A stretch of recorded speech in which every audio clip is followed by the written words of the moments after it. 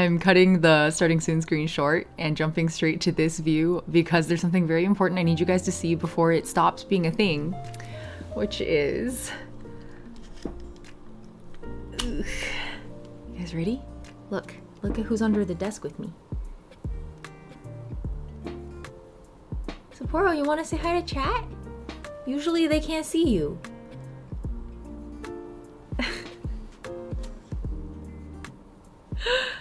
Hello, baby. I have a very wide office chair, so she's just like taking half of it. Let me see if I can get it better.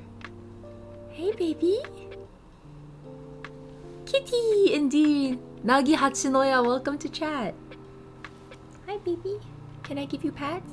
Is that okay? Oh. Oh, yeah, we're zenned out. We're so chill. We're getting a little bit of side eye, but it's chill. It's chill. Hey, it's the old hag. That is what she is. She is an old hag. She like jumped onto the chair and just like immediately made herself comfortable and then like nestled up right again because my leg is right here, right? Oh, sorry. I brushed you the wrong way. I didn't mean to do that. Sorry about that, buddy. Oh, yeah. You like those chin screeches, don't you? We never get cat cams on this stream. She's never, usually I start streaming and then she like leaves. So we're gonna do our best to keep it super cozy and vibing today so that Sapporo doesn't get spooked and leave, okay? Don't let me yell. Don't let me do anything chaotic today. I don't want to scare her off. Like she'll do this pretty often actually, but never while I'm streaming. The moment I start talking, it's like she knows. I don't know how she knows. Kitty's the cozy meter, exactly. If she jumps off and leaves because I spooked her, then I have lost. I didn't know it was possible to win or lose a stream, but I will have lost. Although she does eventually get tired of it and just leave on her own, so there is the possibility that she will leave even if I did everything right. But I'm glad you guys got to see her today. Yeah. Yeah. Look at those scritches. What are her feelings on the ooh-woo voice? Probably, I assume she wouldn't like it very much. Oh, this is the wrong direction. Okay, here we go. You can look at my keyboard instead. Okay, cool. That's my keyboard rest. This is the book we're reading today. But before I do all that, let me check in with all you guys and say hi first. So, who we got in Twitter? Well, oh, I should say hi to YouTube chat first today because we're doing our first ever stream on the YouTube stream channel, on the side channel. So, who we got in here? We have Eve Jo, Elber, I've never said Elmer's name wrong and I did it just now. Elmer's Swim Don't Drift, hello, YY. I think that's everyone in chat currently. Hello, good to have you. Active Glacier is Lucy, Sweet Tail Cosplay, Clear Friend, Aurora, I really don't know.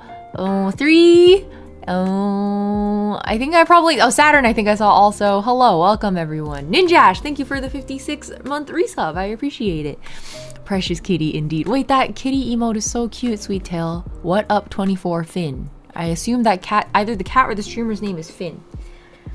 Chapeau. Oh, her tail started flicking a little faster. Okay, so hope you guys are doing good. Elmer was telling us over in YouTube chat about I guess they had a really like exciting day. Like a lot happened.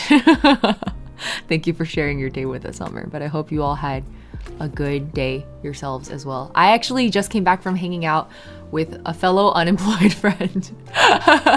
We both let me see if I can adjust this a little better.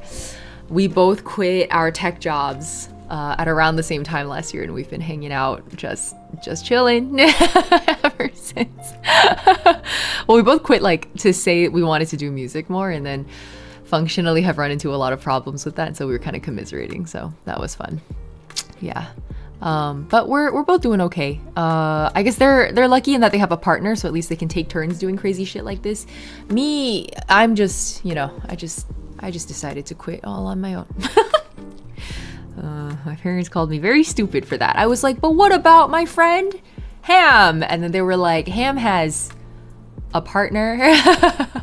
who makes a lot of money, and they also made more money than you for the entire time they were working. And I was like, okay, fair. I hear you. I will not use them as an example to support my own argument in the future. Got it. Anyway, we were having a good commiseration session, and I drank so much tea. I'm about to drink more. I actually just started steeping this. It's a Nepalese black tea. It's weird. I'm like trying to learn more about Nepalese teas. I don't really get it. At first I was like, oh, they're really small tea leaves, and then I was like, no, I think these are big tea leaves that got broken up into a lot of little bits. Like, I don't think those are small leaves. And then every single Nepalese tea I've tried tastes kind of the same. Like the black tea and the white tea, I've only tried black and white, I guess. They taste the same. The green tea I haven't tried yet. I haven't had a Nepalese oolong. I don't know if that's even a thing. So, what if you simply perform mitosis to spread the word? As a trust fund known as partners. Hilarious. I feel like that has its own set of discomforts, if that makes any sense.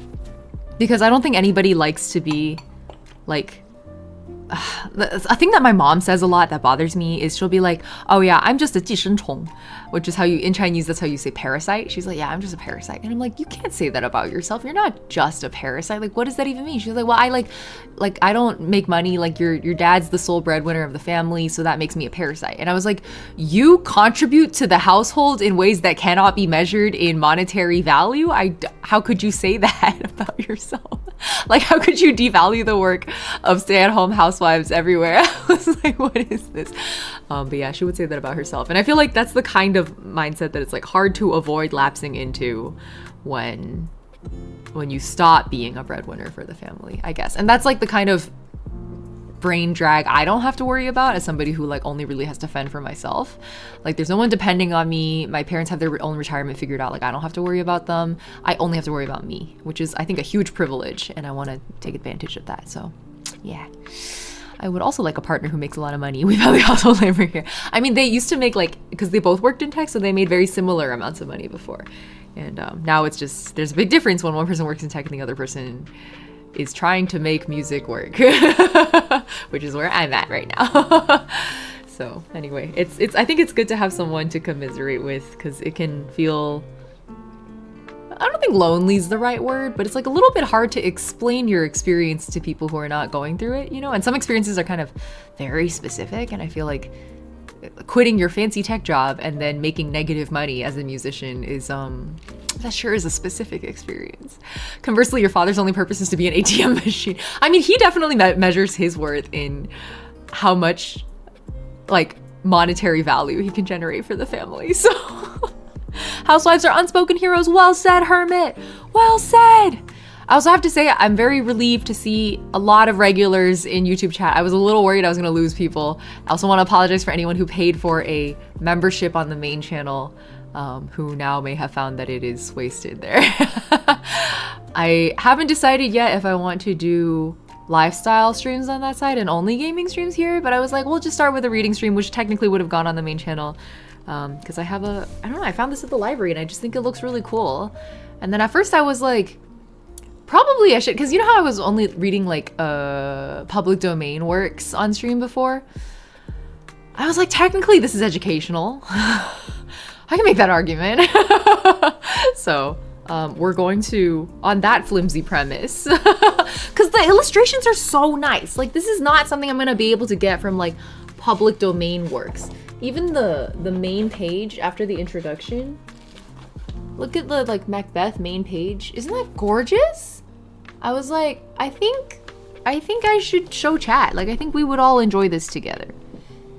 So that's what we're doing today. Any questions, class, before we begin our Shakespeare studies? The illustration is metal, isn't it? It is. Oh, there's pictures. Yeah, that's why I was like, we're making Shakespeare cozy. Here, let me switch so you guys can see. Unfortunately, my hand cam can't really, you'll see what I mean. So it's a little close up. You can't see the full spread all at once, but I'll kind of pan it around so you guys can appreciate the whole thing. I could lift it a little higher, but honestly, I don't want to stand up right now because Sapporo's against my leg. Wait, I dripped water on it? When did that happen? Why is it wet? Oh no, when did that happen? Do you see that? I literally just opened this book and I'm already ruining it. I don't even know when that happened. What? Must have been the tea when I was moving it. I didn't notice. That's horrible. What have I done? I'm committing war crime. I literally just started stream and I'm committing war crimes. That does deserve a spill counter. I just remember the Tumblr post. What? You egg? The next line is he kills him. Yeah. That's a classic Tumblr post. But yeah, I felt like this would be a really fun one to read on stream together because I could show you guys the illustrations, right? Okay. It's also rewritten, so it's not in a play format anymore. It's now prose. It's illustrated prose and simplified, I would say, into relatively modern English in comparison to the Middle English that it was originally written in. Look at this, A Midsummer Night's Dream. I just finished Dimension 20's Unsleeping City campaign, and there's a lot of Midsummer Night's Dream references in that campaign. Destruction of public property. Well, so actually, I said I found this at the library, which is correct, but it's at the library book sale, so I own this book. I bought it. So at least my destruction of property isn't public property. It's former public property now become private property. Oh, Sapporo just moved in a way that made me nervous. She was gonna run away. Maybe I got too loud. We're gonna keep it cozy. That's not Sapporo's drool, is it? Ash. I actually don't think Sapporo's ever drooled, like, noticeably. She is an old lady, so it may begin. Titania's in there, yeah! Which plays are in this book? Great question. So there's 5 plays. I think most of the problem, or rather I hope the problem comedies and the tragedies, but let's see. So we have Macbeth, A Midsummer Night's Dream, Romeo and Juliet, Twelfth Night, and Hamlet. I think great choices. So that's, what is it? 2 of the problem comedies and 3 tragedies. Yes, I was trying to remember if Hamlet counted instead as... No, it's not historical fiction. It's just tragedy. Yeah. Okay, cool. Do you guys want to vote for one? Is there any that speak to you the most? Here, I'll set up polls. We can run our first poll on the side YouTube channel. Here, start a poll. Can I even put 5 options in? Which one first? We have Macbeth. I almost spelled it Macbeth. Midsummer. I'll just do one word for each. Midsummer Night's Dream is just gonna be Midsummer, Romeo, and Juliet. Can I do 5? No! Okay, we'll just vote for the first 4 then. I'm gonna go ahead and say never mind on Hamlet for now. Or we can say never mind on Romeo and Juliet. 2 households, both alike in dignity. Nah, I feel like it's right to have like 2 comedies, 2 tragedies. Okay, that's the YouTube poll is running. I'm gonna do the Twitch one now. Give me just a moment. Which one first? So we had Macbeth, Midsummer Night's Dream, Romeo and Juliet. Oh my god, the Twitch one allows 5 options. Twelfth Night. Twelfth Night is actually one of my favorite Shakespeare plays. Okay, Twitch, you guys have a minute. And YouTube's already been voting for a little bit. You can stream, and I get to learn some Shakespeare since I never did before. I'm settling in with snacks. Wait, Aurora, if you've never read anything Shakespeare? Not even like the adaptations or anything? God, I'm so concerned about this water splotch. How could I do that? How could I? Okay, anyway. Shouldn't cry over spilt milk, rather. Macbeth water.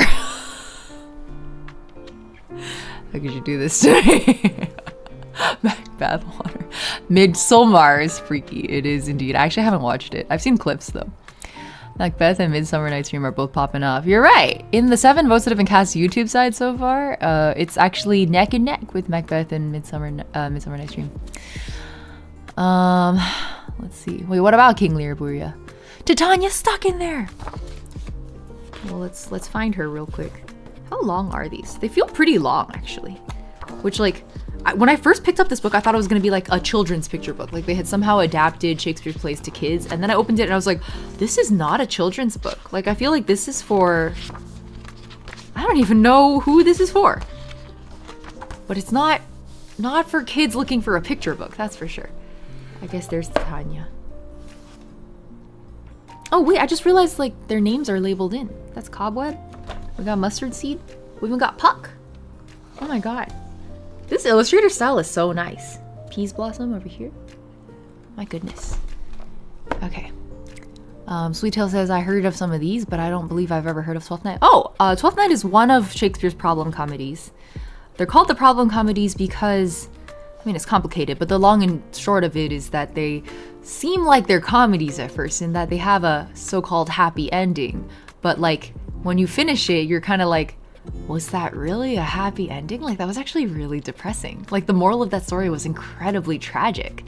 But it's framed as a comedy, and so that's what makes them problem comedies. I'm a big fan of all of his problem comedies, but Twelfth Night is probably one of my favorites because alongside The Tempest, those two have really good, like really interesting gender play, basically.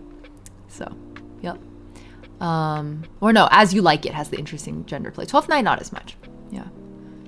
Oh no, I just got it mixed up. I just realized I was thinking of As You Like It. Yeah.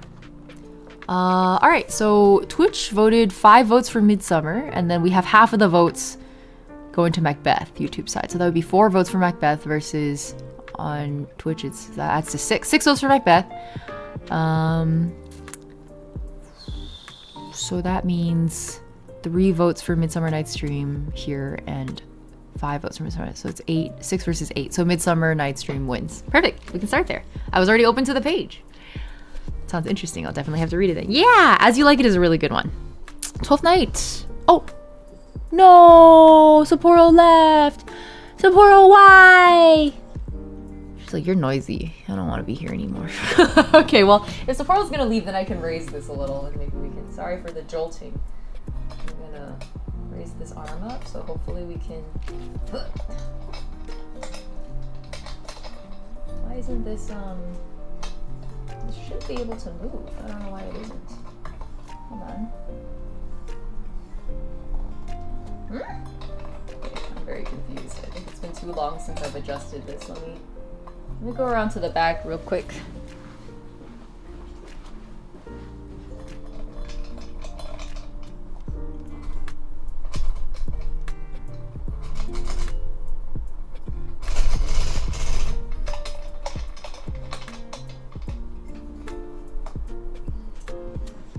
Okay. I think you guys can see the whole book now. Is that right? Yeah. Okay. Nice! Yay! Okay. She don't want to hear about that donkey. Exactly. Okay. Thank you all for voting. There was one more vote that just came in last minute on YouTube side for Midsummer Night's Dream, so message received loud and clear. I realize you guys can watch me do a tea steep before we start. I will do my best not to spill tea on the book again. So here again are the tea leaves. Closer up. Aren't they super green for a black tea? These were sold as a Nepalese black tea. So I was expecting it to taste like a black tea, but honestly it does not. It does not taste like a black tea. It tastes, I don't even know how to explain it. It tastes kind of like a little bit like a smoked oolong. But the smoke flavor is like not really smoky. It's just like, I don't know how else to describe that flavor. It's not actual literal smoke. Okay, don't want to steep it too long. Sorry, I always realize you guys can't actually see the pour because my hand covers it. All right. Should be drained. You only know Macbeth and Romeo and Juliet. Oh! Is it because we have a lot of non-Americans here? Because I think the American English curriculum requires us in high school to cover like at least Romeo and Juliet, or at least in California, it's Romeo and Juliet in your freshman year of high school. And then I think A Midsummer Night's Dream in your sophomore year of high school. I think that's how it is. Puck got to our tea, yeah, for real. Okay. We've appreciated the illustration enough. Let's hop right in. Oh, we should call out who the authors are. So this is by Bernard Miles. Bernard? I don't know how to pronounce. And then illustrated by Victor G. Ambrose. And then there's an entire introduction also here explaining like his rationale for why he wanted to do it this way. And I'm realizing, does my camera need to move? I don't know. So Anyway, he basically tried to like rewrite everything into everyday English, but in telling the stories plainly, tried to make it into something that felt magical. So that was the goal. As a Shakespeare fan, I'm hoping, well, I'm excited rather. I think I know that it was pulled off beautifully, even just because I'm judging the book by its cover, to be honest. Okay. When I was in high school, we didn't have to. Huh. That's so interesting. I like super just assumed that the California curriculum was probably not very different from the rest of the nations, but I should probably look into that. You guys have made me curious. I didn't read A Midsummer Night's Dream. It was Othello. Oh, we did Othello in senior year of high school. Yeah, we did Hamlet and Macbeth in New York City. Oh, Othello and Macbeth in high school. Oh, okay. Interesting. I recently watched a recording of the Public's 12th Night performance. The Public's 12th Night performance. Is that a theater company? I haven't heard of them before. Don't judge a book by its cover. I must admit, I judge books by their cover all the time. Okay, ready? A Midsummer Night's Dream. Okay, I hope I can get... I'm gonna lean over a little. My camera's on this side a little bit more. Lift this so there's less glare. Long, long ago, in a tiny village in the heart of Warwickshire, there lived two good friends, Peter Quince, a carpenter, and Nicholas Bottom, a weaver. Peter was the finest carpenter in the whole county, and his work was known for miles and miles around, especially in making houses, which at that time were mostly constructed of oak frameworks very cunningly put together, then filled in with a sort of plaster or with brickwork made up into beautiful patterns. As I read, I'm beginning to understand the target audience. I think this is for parents to read to kids. Okay, kids? In our Discord rules, I literally wrote, "I'm not your mother." So, as a chronic isekai reader, judging by the covers, all I do. So true, YY. So true. There's so much trash in there too, but you have to dig through the trash to find the treasure. Look at this puck. He's so cute. Oh, I can hold it up here so you guys can see it better. Okay. Hopefully I won't wobble too much. Cool. Now, oak wood is very hard to work, so your tools have to be kept razor sharp. And some of the joints used in making these houses were very hard to do. But Peter could do them all, and make them fit so tight you would think that the pieces of wood had lived together ever since they were born. He could do you face-slipped, squint-butted scarves with secret bridles and edge pegs, or stop-splayed scarves with under-squinted square butts, or lap dovetails with over-squinted shoulders. What does over-squinted mean? Or barefaced soffit tenons with mortise and peg? And if you asked him, he could have done box tenons on returned timber through bridled meters? But he didn't like those so much. I just said a lot of words that I don't know anything about. Yes, Sapporo? She's like, stop streaming and pay attention to me instead. You could have hung out here. You didn't have to leave. I'm gonna scoot over. We're gonna see if you wanna come back? You wanna come sit here? No? You wanna come here, Sapporo? Maybe she's coming back? Yeah? Come on. Kami, welcome. BGM is interfering. Oh, okay. I'll mute it. Come on. Well, now that the BGM's muted, you can hear her crystal clear. Nope, she's going up to my bed instead. All right. All right, buddy. All that interruption and for what? Techniques to join wood together. I figured they were joining techniques, but then I was like, I can't tell if these are all real or not. Okay. Bottom was just as good at weaving as Peter was at carpentry. At that time, all cloth was woven at home, often in quite tiny cottages, not in big factories like it is today. She's like, shut up. Sapporo. She's so pathetic. What? What do you want? What do you want, Sapporo? Nope. She knew I was gonna try to pick her up. She could smell it. Okay. She does not like Shakespeare. She's not a fan. Okay. And the village weaver was just as important as the village carpenter. So Peter and Bottom were two of the chief men in the village, and everyone looked up to them. Bottom was tall and strong and had red hair and a big flat nose and a very loud voice, but his hands were like a lady's, with fine, gentle fingers, and it would have done you good to see him handling the yarn and threading the bobbins and folding the cloth as it came off his loom. He could weave pretty well any sort of cloth you asked him for. Kersey or linsey woolsey or taffeta or buckram or damask or flannel or serge or velour or calaman. How do you pronounce that? Mocha? What? Busy yarn? That'll show you how good he was. Small hands. Mosan, hello, welcome.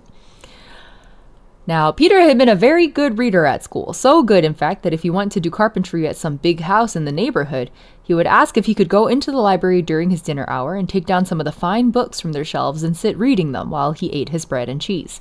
You must remember that in the old days, books were very scarce and expensive. Ascendants of a bookworm fans will know this. So amongst the ordinary people, you might find only half a dozen in a whole village, and they would nearly all be Bibles and prayer books and little books of grammar and arithmetic. But Peter wanted adventure stories, especially stories of the ancient heroes who had lived thousands of years ago. Well, he was so polite and he was such a good carpenter and his hands were always so clean that the gentlemen who owned these big houses would generally say, "Yes, of course you can go into the library." And there he would sit for a whole hour, reading about the voyages of the great seamen and the lives of the noble Romans and the legends of the great gods and heroes who had done such wonderful things in days of old.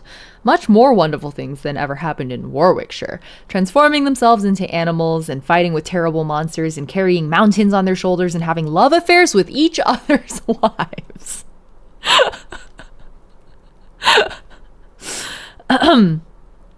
Peter didn't want a love affair with anybody else's wife. I amend my previous statement. Maybe this isn't for parents to read to kids.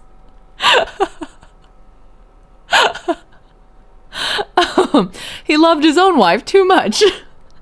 Still, he was very interested to read the things these ancient heroes and gods and goddesses had got up to in their spare time. So interested, in fact, that he often forgot to eat his bread and cheese. And of course, when he got home, he would tell these stories to his friend Bottom, and Bottom liked them as much as Peter did. Naturally, various other people in the village got to hear that Peter had read all these wonderful stories, and that he was telling them to his friend Bottom as they sat among the planes and chisels and sawdust of Peter's workshop at the end of the day, and they asked him if they could come and listen as well. First came Snug. He was a joiner, which was also a kind of carpenter, but one who did more delicate work than Peter was used to doing. Snug could make tables and chairs and beautiful stools and spiral staircases in the fine paneling which covered the walls of most rich people's houses. It was cut with special planes and made to look like folded cloth, although it was really made of oak, the very hard wood that I told you about. Here she comes. Sapporo's back. Ta-dang! Look at this spread! That's crazy. Not a Shakespeare fan. I was like, "Mommy, what's a love affair?" We love a wife guy. Casual adultery, indeed. Sapporo, I'm telling you, you're welcome to sit here. But if you bother me during stream, I'm going to pick you up and show you to chat. And you hate it when I do that. Now. We can't be haters in this house, Sapporo, okay? One of the rules here is no yucking others' yum. You want to sit here? She's like, all right, fine. Come on, go ahead. Yeah? Having second thoughts? Right here. You bitch. She's just sitting there screaming at me. Oh, here she comes. Oh, no. She got ready to jump and then didn't jump. What's your deal? You want to come here?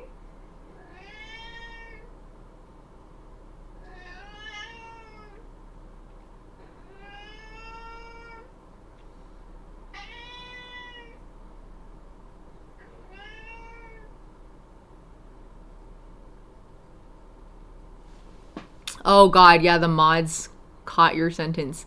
Mosan said, when mommy and daddy love each other not very much. So true. Okay, I give up on you, Sapporo. That's a you problem. All right, here we go. I'm gonna make my OBS screen bigger and then like read off the OBS screen. I think that's the strat.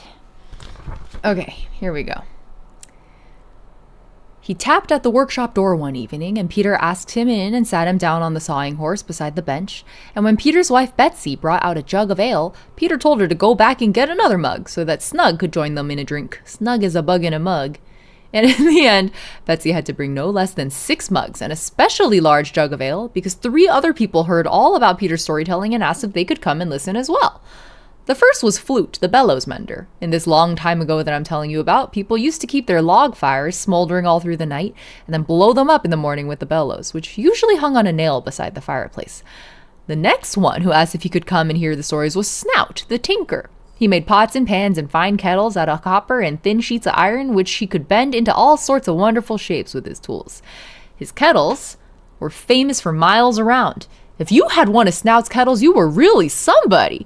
People would say, "Ah, I see you've got a Snout kettle." And you could say, "Yes, he made it for me specially." I really enjoy the writer's adaptation voice. It's a little bit snarky. They came in all sizes from 1 pint to 10, and the finely made lids dropped into place like birds dropping into their nests. It's important to bellows. Last came Starveling the tailor. He was 72 years old and had only one eye, and that one was colorblind. So if he made you a pair of trousers, they could easily finish up with different colored legs. And as his wife had died many years ago and he worked all by himself, there was no one to tell him when he made a mistake. Oops. He also had a touch of arthritis in his right hand, so his cutting out wasn't too good. And his tape measure was so old he couldn't read the figures on it. But everybody loved him. And after all, what does it matter if your trousers do have different colored legs, so long as they cover you up and keep you warm? I'm trying to remember how many of these details were actually in the plays and how much is bro having a fun time. Everybody got illustrated. Here's Starveling. Starveling's the tailor with the different colored legs, pants. Snout is the guy who makes cool teapots that allows you to say, I see you've got a Snout kettle. Flute, here's the bellows mender. Snug is a mug guy, right? No, Snug needed a mug. They didn't say anything about Snug. Bottom, of course, and our guy, Peter, the storyteller. Okay, cool. All right. Arthritis mentioned. I think she might have Sapporo's full of opinions, Eve. All right, here's this spread. Wow. What the heck? This is beautiful. Theseus. Slaying the Minotaur? Is that what this is? Yeah, it's the Minotaur. You can tell that I read this once and couldn't get past the language barrier because none of these people are familiar. I mean, these are all pretty inconsequential characters from early on. I think the adapter is just having a fun time with it. Snug is a wug in a mug. Exactly, Hermit. Well said. Okay. So there were these 5 neighbors listening in the twilight to Peter Quince telling marvelous stories of olden times in faraway Greece, of Hercules, the strongest man who ever lived, of Daedalus teaching his son Icarus to fly, of Jason and the Golden Fleece, and most exciting of all, the story of Theseus killing the terrible Minotaur. The Theseus story was one of their favorites, and they made Peter tell it again and again, especially the part about the Minotaur, which had the body of a powerful man and the head and shoulders of a bull, and which lived inside a labyrinth that's sort of a maze full of winding passages, easy to get into, but almost impossible to get out of once you're in, on the island of Crete, about 100 miles south of the Greek mainland. Now, Crete had beaten Greece in war, so as a punishment, the Greeks had to send 7 young men and 7 young girls across the sea to Crete every year, and when they arrived, they were put into the labyrinth, and when the Minotaur found them, he crushed them to death. This had happened for many, many years, and the people of Greece used to weep bitterly when the boat carrying the 7 young men and 7 young girls sailed away each year, never to return. But at last, Theseus, the young king of Greece, made up his mind to kill this terrible monster, and here's how he did it. He volunteered to go with the 6 other young men and the 7 girls. Under his cloak, he hid a short sword. And when the 14 were put into the labyrinth, Theseus led the way and met the Minotaur face to face and drew his sword and slashed at his throat and made such a deep wound that the monster fell, pouring with blood, and died. And so Greece was freed at last from the terrible curse of sending 14 of its finest young people to be slaughtered each year. Peter also told them how, when he got back to Greece, Theseus had conquered an army of warlike maidens called Amazons and had married their beautiful queen, Hippolyta. A whole page just for Theseus? Okay. Why not? Oh, that's beautiful. Look at this. Pyramus and Thisbe. I like the page layouts, I think, are what make this book especially charming. It's like the way they formatted everything. Sentinel Paradox, thanks for the follow. Welcome. Okay. But there was one story they loved even more than the adventures of Theseus, and that was the one about Pyramus and Thisbe. It was not, of course, so heroic. There was no monster and no battle and no hero king returning in triumph to marry a warrior maiden, but only a simple love story such as happened every day in the village, even though most of the love stories in the village ended happily, and this one didn't. I know, look at them! Look at them! Sentinel, welcome to chat. Pyramus and Thisbe lived next door to one another in the Athens of long ago, and they wanted to become engaged and get married. But their parents didn't get on with each other and forbade them to meet. So they found a little crack in the wall that separated their two bedrooms, a tiny chink where the woodwork— What did you call me?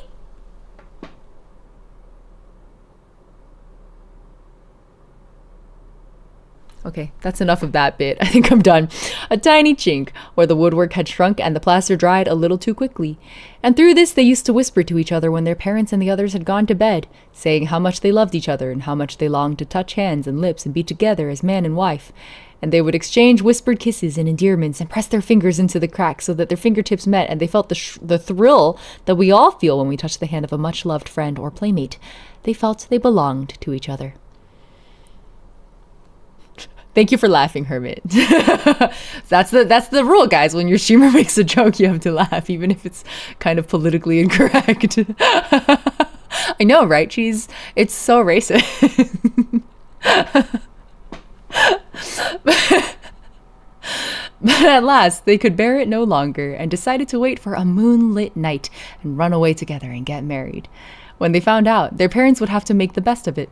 So they made a plan, which they secretly whispered to each other through the crack in their bedroom walls. They would slip out of their house at night and meet in the churchyard close to the tomb of an old man named Ninus, who had died many, many years ago. Then they would run away together to a distant city and get married without anyone knowing. Thisbe went first, creeping quietly downstairs in case someone should hear her, and carefully lifting the latch of the back door. She was wrapped up in her cloak against the cold night air and wore a white silken scarf around her head so that Pyramus should not miss her in the darkness. She stole along by the little black streets, keeping in the shadows as much as she could, and soon came to the churchyard. But as she reached the tomb of old Ninus, a hungry lion, which had come out of the woods looking for food, came prowling down the pathway straight towards her. This frightened Thisbe so much that she turned and ran away, pulling the white scarf from her head and throwing it down onto the pathway to distract the lion's attention until she could get away safely and hide in the little gravedigger's hut outside the churchyard gate. Ojo pose. Wait, what? Is it just the artwork that's making you so excited, Boria? The lion gave a terrible roar, but stopped when he saw the scarf floating down on the pathway. He sniffed and pawed it a little, then took it in his mouth and tore it almost to pieces, leaving it lying ragged and dirty on the ground, before he followed Thisbe towards the gate of the churchyard. Oh, thank you for hydrating me. Cheers, Active Glacier. Oh, it's dripping water. That's how this happened. There's water in the tray. Okay, cheers. Duk. Oh, it's kind of bitter. I think I oversteeped it. Okay. Which is crazy because I steeped it so short a period of time. Yes. He sniffed and pawed it a little, then took it in his mouth and tore it almost to pieces, leaving it lying ragged and dirty on the ground, before he followed Thisbe towards the gate of the churchyard. But when he reached the gate, Thisbe was safe inside the hut and had locked the door, so the lion slunk away to find his supper somewhere else. You were betrayed! You're so right! You're so right, Maria! I was betrayed. The sheer betrayal. I heard about a comic called Romeo and Juliet and Godzilla? That sounds really fun. What do you think they did to change it so that Godzilla could join the story? Like, instead of two households both alike in dignity, maybe instead of their little civil squabble making their civil hands unclean, maybe instead Godzilla's terrorizing the city. Or one of them is Godzilla's family? No. Doomed love with a doomsday clock. Yeah. Sure. I could get behind. Yeah. It's like a Pride and Prejudice and zombies, right? Isn't that a thing? That was a thing. I feel like I remember. One of them is Godzilla. Oh my god. I too would love to kiss Godzilla. Godzilla and Robin Hood. Godzilla needs no permission from the plot. That's well said, YY. That's a very good point. Since when has Godzilla ever needed permission? Sorry, as I laugh, my hands are shaking more. I hope it's not giving anyone like motion sickness. Okay. A little while afterwards, Pyramus arrived, and oh, what a terrible shock he had when he came near the tomb. There on the ground lay Thisbe's silken scarf, all torn and dirty, and Thisbe herself nowhere to be seen. Poor Pyramus had heard the lion roar and now felt sure that his dear Thisbe had been killed and eaten, and that it was all his fault for having encouraged her to meet him like this at the dead of night. He took up the tattered remains of the scarf and pressed them to his lips, and the tears poured down his cheeks as he thought of the cruel death she must have died. And it seemed to him that the only way he could possibly make amends was by dying himself. So he drew his sword, and with a wild cry, "Thisbe, my love, I come to join you," he plunged it into his heart and fell bleeding to death beside the tomb. And when she felt sure that the lion had gone away, Thisbe slipped out of the hut and ran along the path, her heart beating faster and faster at the thought of meeting Pyramus and being clasped in his arms. But when she reached the tomb, there lay Pyramus in a pool of blood, still clutching the tattered shreds of her scarf, the sword with which he had stabbed himself lying at his side. So basically it's Romeo and Juliet. So we don't need to read that one anymore because it's covered. Okay.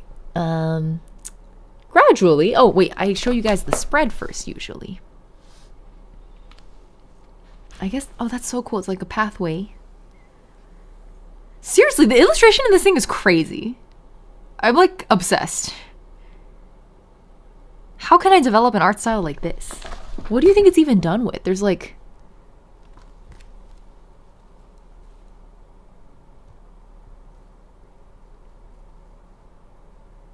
Like what kinds of... Would it be like fountain pen and... watercolors? Gouache? I don't know, dude. Look at our boys! That's Puck! The OG. Romeo and Juliet, enjoy your side-eyeing Shakespeare listening to this. I mean, you know what? I strongly believe that what makes writing good isn't that the story is necessarily original, but that the execution of the author's intention is done with precision. So you don't have to be the most original. You just have to write well. Gradually, it dawned on Thisbe what had happened. Finding her torn scarf lying beside the tomb, Pyramus must have thought she had been eaten alive by the lion and in despair had stabbed himself.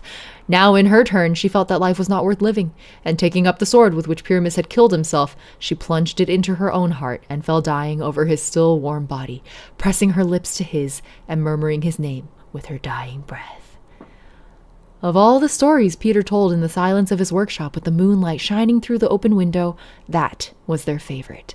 That was the one they understood best. The gods and goddesses and heroes were all very fine, but Pyramus and Thisbe reminded them of the days when they were young themselves, and of the torments of love they had all suffered, and they made Peter tell it over and over again. But sometimes Starveling would tell them a story of Robin Goodfellow, the mischievous little elf who lived in the woods only a few miles away, of how he would come tiptoeing into the village at dead of night and steal a pint of milk or half a pound of salt from the larder, and how people would come downstairs in the morning and find the whole house swept and dusted and the pots and pans cleaned and the brass candlesticks on the mantelpiece all shining like gold because Robin never took anything away without doing some work in return. It was said that he and the rest of the English fairies were really descendants of people who had hidden in the woods when the Romans and Saxons and the other conquerors came to Britain hundreds of years before, and that they had gradually grown smaller and smaller because there was no salt in the woods, and it is salt which helps you grow. So they had to come out at night and steal some from the cottages near the woods. So back then they had salt helps you grow. Nowadays it's like drink milk. Milk helps you grow. That also wasn't true, it turns out. Legally distinct Robin Hood. Karma, thanks for checking out the stream. Welcome, welcome. Have a good one. Although this little elf's full name was Robin Goodfellow, he was usually called Puck. He was mischievous, but very kind, and if he visited your home at night, it was said that you would be lucky for a whole year. And some people would leave a basin full of milk outside the back door with a box of salt beside it, in the hope that he would choose their house for his next visit. He was 1'4" and 3/4 inches high, and wore a tiny pointed cap made of beech leaves stuck together on a framework of little cedar twigs, and his clothes were made of patchwork pieces, which he had taken from people's cupboards at night, pieces of worn out cloaks or ladies' stockings and petticoats all neatly stitched together with strong grass. It does help you grow, just not taller. Does it? Drink salt. Sincerely, Salt Corp. Big Salt doesn't want you to know. Or Flute would tell the story of Oberon and Titania, the king and queen of the fairies, who had come over to England long before the Romans and had settled in the Warwickshire woods because they were tired of the hot sun of India and loved the beautiful English countryside with its trees and hedgerows and wildflowers, and had lived there for thousands of years. Puck was small, but Oberon and Titania were really tiny, only 3 3/4 inches and 2 7/8 inches high. You measure that with your ruler and you'll see how tiny it is. I really want to know. 3 3/4 inches.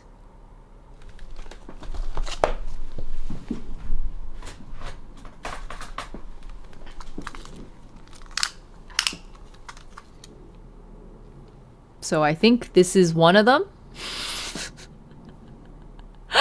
And then what was it? Oberon and Titania. So it was Oberon this height, and then Titania would be 2 7/8. 7/8 would be like roughly here. That's how tall Titania was. That's like 3 Kirby's. Osteoblasts? I don't even know what that is, verdigris. Oh look, you can tell it's an old book because there's stains on it. Okay. I did measure that with my ruler, and I did see how tiny it is. And they have taken up with some little English fairies, peas blossom, cobweb, moth, and mustard seed, and the tiniest of all, little baby chickweed, and formed a complete colony. Oh, calcium. Well, see, that's the thing that the milk industry sold us, is that, like, milk actually isn't a particularly, like, good source of calcium. Piss blossom. Vera was one of my favorite things is, like, you don't see Vera very often in this chat, but when she does stop by, that's the kind of chat you're gonna get. You're gonna get a no context piss blossom. Sparks joy. Okay. I'm gonna be calling them Piss Blossom for the rest of this reading. They had built a palace among the outspreading roots of a great beech tree, and there lived and held their court. In wintertime, they shut the doors and closed up all the holes in the roof and went to sleep, waiting for the spring and summer to come around again.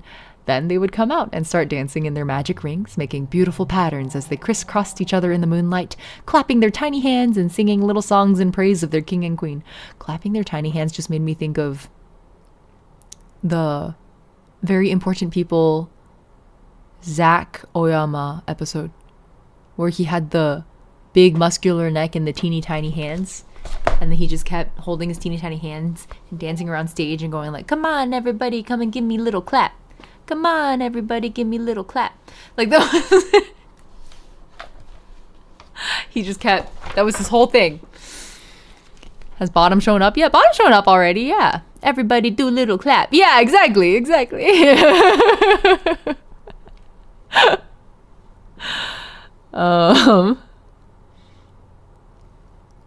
Where was I? Oh, yes. So the storytelling went on night after night, but always it came back to Theseus, saving the lives of so many beautiful young boys and girls by killing the Minotaur, half man and half beast, in the labyrinth at Crete, then going home to marry Hippolyta, the beautiful queen of the Amazons, and to round off the evening, the simple tale of Pyramus and Thisbe, which they loved best of all. We have a troupe of actors here, and Peter Quince over here with a cat. This art style reminds me like a little bit of Roald Dahl's books. Did he self-illustrate those? I actually do not remember. Milk is a fantastic ingredient and a refreshing beverage. It just doesn't grow your bones or your boobs. That's a fairy tale. Yeah, pretty much. Pretty much. Okay. That was the one Peter always ended up with before they finished the last few drops of ale and said goodnight to each other and went home to bed. Now, in those days, there were hardly any proper theaters, so actors used to travel from village to village, giving performances wherever they could find a suitable place, on a common or village green, or even in a churchyard. The plays they did were mostly taken from the Bible, the story of Adam and Eve and Cain and Abel and Noah's Ark and Daniel in the lion's den, leading up to the coming of Jesus and his disciples and their wonderful work healing and teaching beside the Sea of Galilee. So you could learn all about God in the form of plays instead of having to listen to the preacher telling it from the pulpit. Ooh, that sounds a little sacrilegious.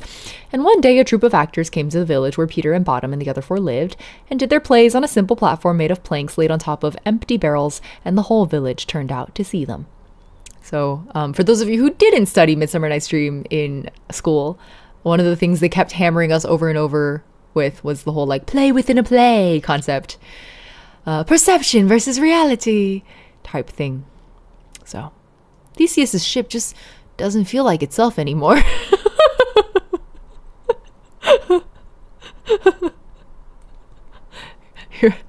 You're right. That is how the thought experiment works. They acted the plays very well, but Nick Bottom thought that if he and Peter and the others could get up a play of their own, they could do it much better, especially if they could make a play out of one of Peter's stories. After all, they already knew the Bible story. Everybody in England knew it, but hardly anybody knew these stories from Greece, the wonderful tales of people who lived long before Jesus was born. The story would have to be a simple one, because they were only beginners and wouldn't be able to learn long speeches. And it must not have a lot of characters in it, because there were only 6 of them, and they would not want to act more than one part each. But they already had the right story, their favorite, the story of Pyramus and Thisbe. That was simple enough. The only problem was making the story into a play, which is a very difficult thing to do. That would have to be Peter's job. He was the best at reading and writing. Surely he could write a play as good as some of the ones they had seen. So Peter took on the job and worked very hard at it. And when the parts were written out and they had their first rehearsal in the workshop, it sounded very fine. Peter hard at work, that's why. Oh, so this is the first Mystery Science Theater. Wait, what? What is Mystery Science Theater? At first, Bottom wanted to choose who would act in the various parts, but Peter wasn't having any of that nonsense. He had written the play and he was determined it should be performed the way he wanted it. So for the moment, at any rate, Bottom gave in with a good grace and agreed that Peter should do the choosing. Of course, Bottom had to be Pyramus because Pyramus was the hero and had the biggest part. It was also a very sad part, which meant that Bottom could pretend to cry, and that would make the audience cry as well, and people in the audience always enjoy a good cry.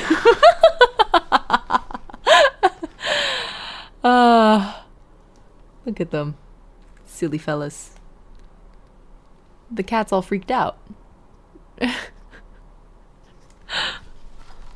Aggie. Next to be chosen was Flute, the bellows mender. Peter had put him down for Thisbe because he was young and slim and had fair curly hair. At first he objected because he had just started growing a beard, but Peter said it didn't show very much and no one would notice it. Besides, he said, you've got a nice high voice. That's just what we want for Thisbe. But I can do a high voice too, said Bottom. Why can't I be Thisbe as well as Pyramus? And he suddenly went off into a squeaky little voice like a girl's. But once again, Peter was firm and insisted that Flute would be the best Thisbe, with Starveling as his mother, Snout as Pyramus's father, and Peter himself as Thisbe's father. Last came the part of the lion, and that was given to Snug. But once again, there was trouble. Bottom said he must play the lion because he had the loudest voice. He could roar loud enough to lift the roof off, and he gave a sample there and then, roaring till the rafters of the workshop fairly trembled. Then he said that if that was too loud, he could just as easily roar very softly, and he gave them a sample of his soft roaring, which was more like a cat purring or a dove cooing. But once again, Peter put his foot down. Bottom must play Pyramus and Pyramus only. And so it was agreed, and they all tucked their scripts into their pockets and went off home to learn their parts ready for the first rehearsal. The next day, Bottom came to see Quince. He had something very important to ask him. How should they let the village and the people living all around know the name of the play and when and where it was to be performed and the names of the actors? And how much should they charge people to come and see it? Peter scratched his head and thought. Then he said, I know. We'll write it on pieces of paper and nail them up on posts all over the village. We'll call them posters. And you can do the nailing up. Big cat means big freak out. Row! Verdigris went for the deep cut. Mystery Science Theater 3000 is a children's show where people make audio commentaries over bad movies. Oh, okay. Bottom instantly turned into a theater kid. Yeah, I have to do all of the parts all at the same time. It's an experimental play. Okay, where were we?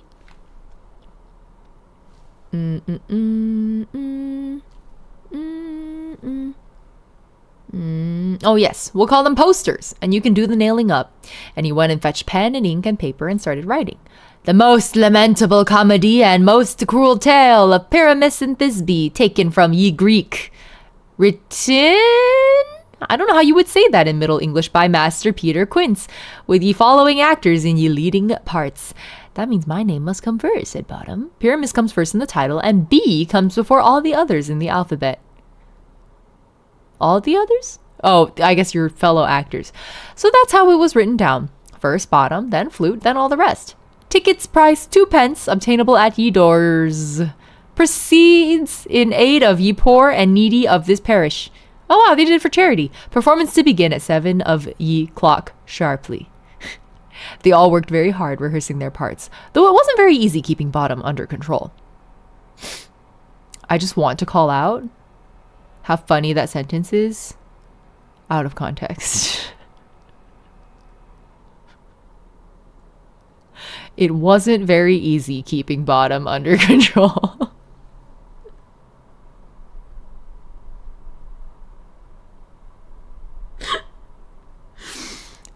I may be a child. Pharaoh with the smiley face. Swim's also laughing. Thank you for your appreciation. He kept trying to make alterations in the play. I've been trying to be good and say nothing. I was like, yes, we do have IBS. Irritable bottom syndrome. Their union is striking is real. Oh my god. He kept trying to make alterations in the play, especially if it made his own part stand out more. Oh my god, he's like he's not just any theater kid, he's like the diva, you know? Okay, here's the spread. I love that the cat has never been not included. Here's Mrs. Nick, I think that says. Mrs. Nick looks like she gives really good hugs. And then we have bedtime and a broom with a spindle. All will make sense in time. Oh, is this an old book? Yeah, this is pretty, I mean, like, look, it's like pretty dead. But I don't think it's that old. I just realized there's a quote from As You Like It on the inner flap, but As You Like It is not in this book. Let me check what day this was actually published. What year it was actually published. 1976. It's not that old. Yeah.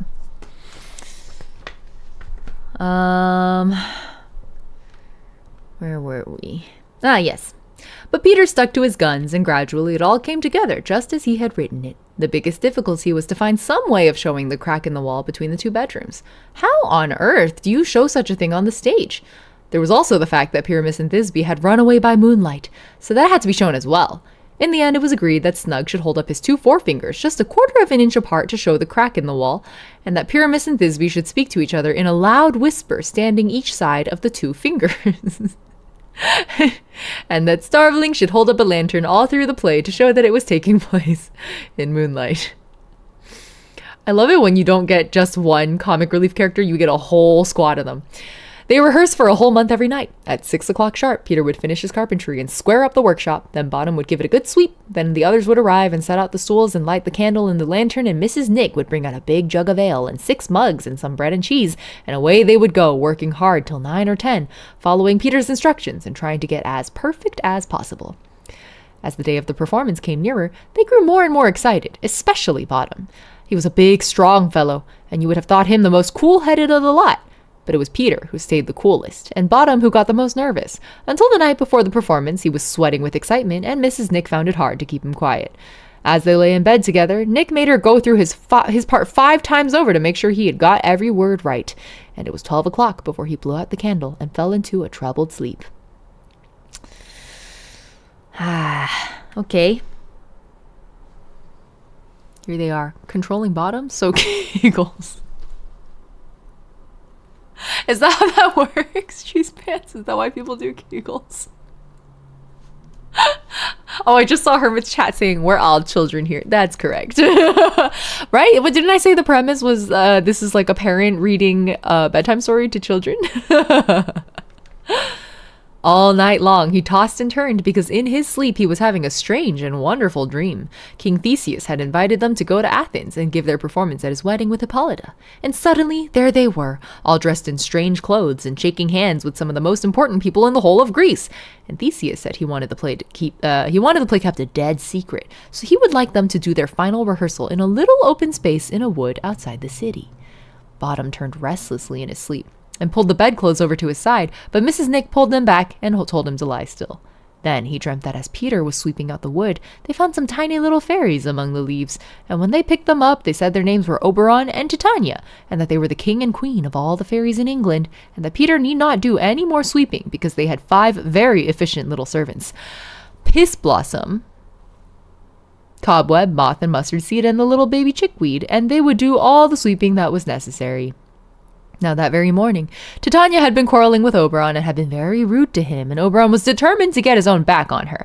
But for the moment, he pretended that everything was normal, and he said how much he and Titania were looking forward to seeing the rehearsal, and that they hoped Peter and Bottom and the others would come dancing with them when it was over. Oh, YY, thank you for looking it up. YY says the artist name is Victor Ambrose, and he used a combination of pencil, ink, watercolor, and pastel. Oh, pencil, ink, watercolor, and pastel. Oh, okay, yeah, I see that. Cool. Wait, let me show you guys the full layout before I start reading it. We got Oberon over here, Hermia, Lysander, Demetrius, and Helena. Sammy's is like, hi, what, Blossom? Welcome. Earlier on, we decided Peace Blossom's name would always be pronounced Piss Blossom, and so it's the canon now. I noticed one detail. The pre-Christian stories were described as wonderful seems a specifically theater mindset, because I know the mindset Tolkien and his peers had in literature was all pagan stories were actually tragedies because they're out of God's light. Oh, I didn't know Tolkien had that opinion. That's actually pretty wild. Okay. Then, you know what strange things happen in dreams. Oberon and Titania seemed to grow bigger and Bottom smaller until they were all more or less the same size. And the woods were just like the woods in Warwickshire, full of magnificent trees, oak and beech and holly and hickory and ash and apple, and blazing with wild flowers, honeysuckle and celandines and ragged robins and kingcups and marigolds and foxgloves and meadowsweet and dog roses all in full bloom. And Titania turned a foxglove flower right side up and filled it with ale, and the actors were given harebells for mugs, and suddenly they were all drinking the health to Piss Blossom, Cobweb, Moth, and Mustard Seed, and little baby chickweed, and saying thank you to them for sweeping up so nicely. Tolkien was really, really Catholic? I guess that makes sense. Yeah. Okay. Then the rehearsal started, but it had no sooner begun than it all seemed to disappear. They were back in the palace with Theseus. An old man named Aegeus, I actually don't know how to pronounce the name, was complaining that his daughter Hermia was refusing to marry Demetrius, the young man he had chosen for her.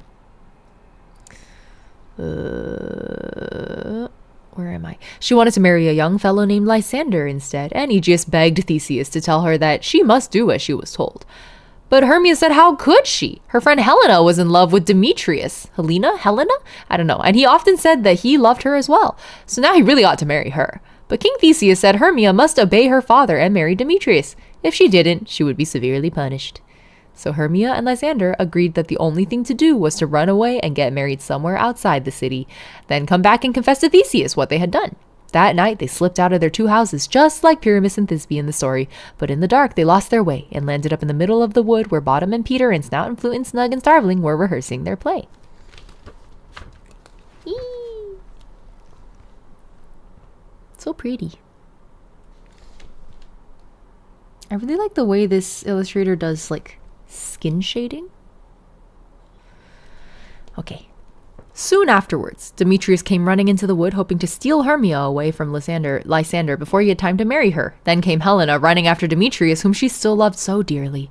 When Oberon saw how unkind Demetrius was being to Helena, telling her to go back home and stop being so silly, he felt sorry for her, and he called for Puck, the very same mischievous little Puck that Starveling had told them all about in Peter's workshop. For some strange reason, he had now become Oberon's chief helper and a sort of messenger boy, I suppose because he could take himself on long journeys very, very quickly to places like Africa and China and India and be back again before you could say winking. Piss Blossom, Cobweb, Moth, and Mustard Seed and little baby Chickweed were kind and beautiful, and they were very fine dancers and had exquisite manners, and they looked after Titania like perfect little maids of honor, but they had only very tiny brains, so you couldn't ask them to do anything very difficult. Also, their wings were so small they couldn't fly very far or very fast, so it had to be Puck for the very special job that Oberon had in mind. Oberon is designed like a dandelion. Oh! Yeah. I see that. That's cool.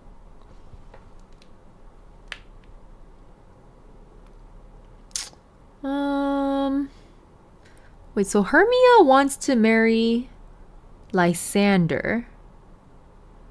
And then Hermia's supposed to marry Demetrius. But Demetrius loves Helena. Okay. Jesus Christ. It's a love. I don't know what.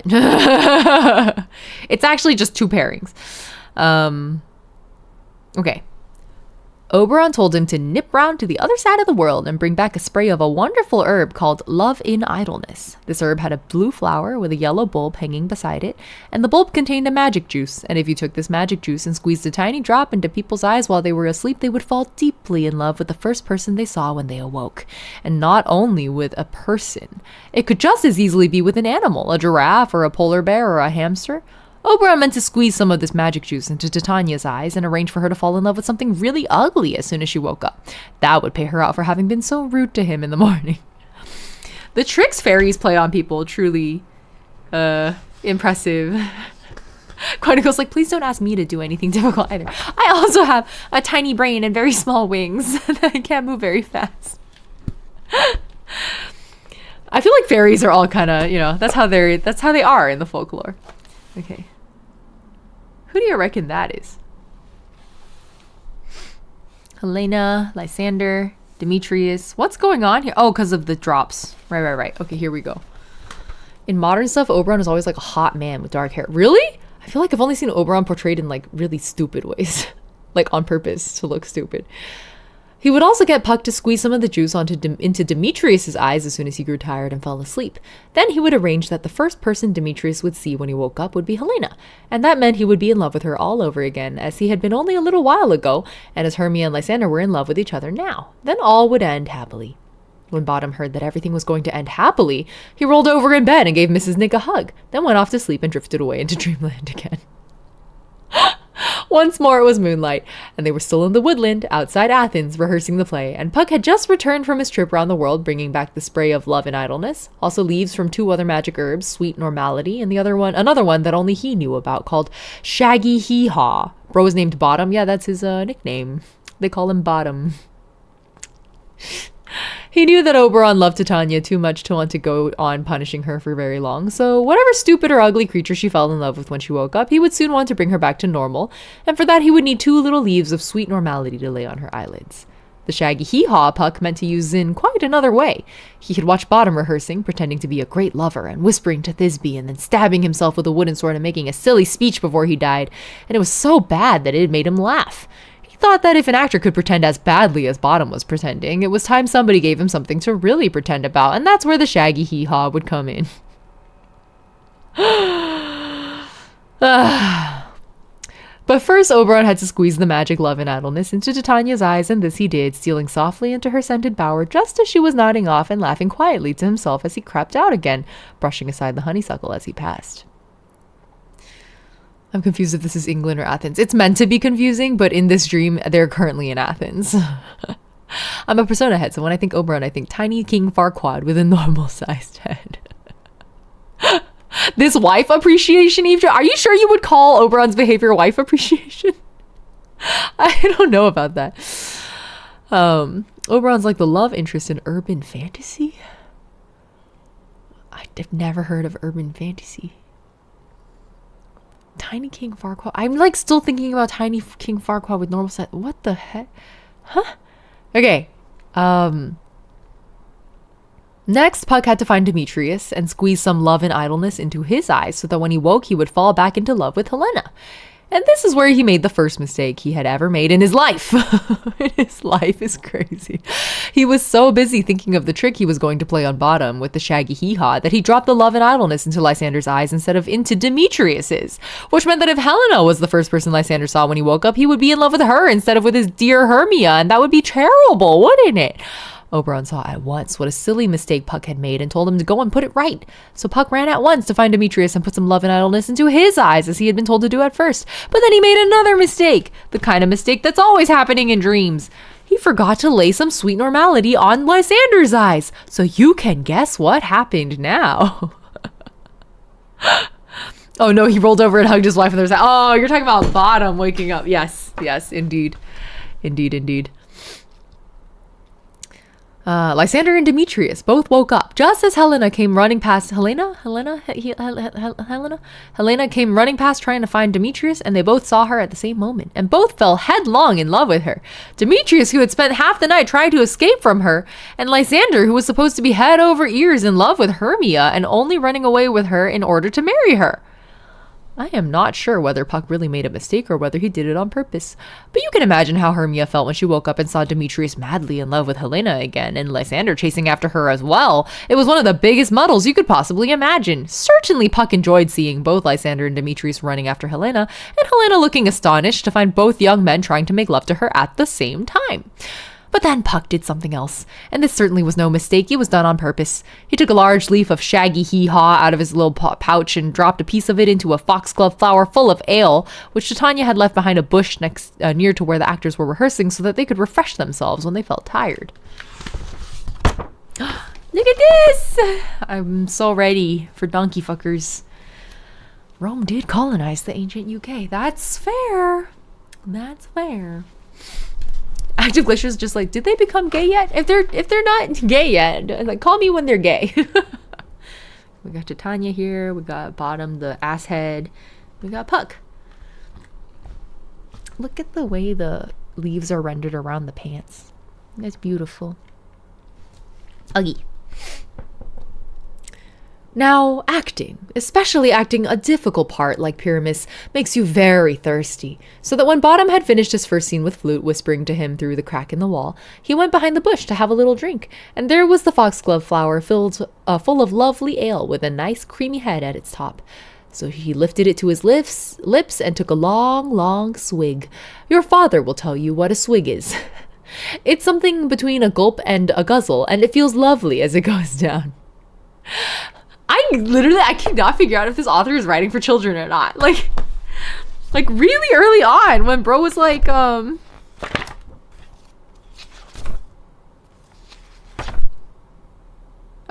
like having love affairs with each other's wives. Peter didn't want a love affair with anybody else's wife. He loved his own wife too much. OMG, the boys are kissing.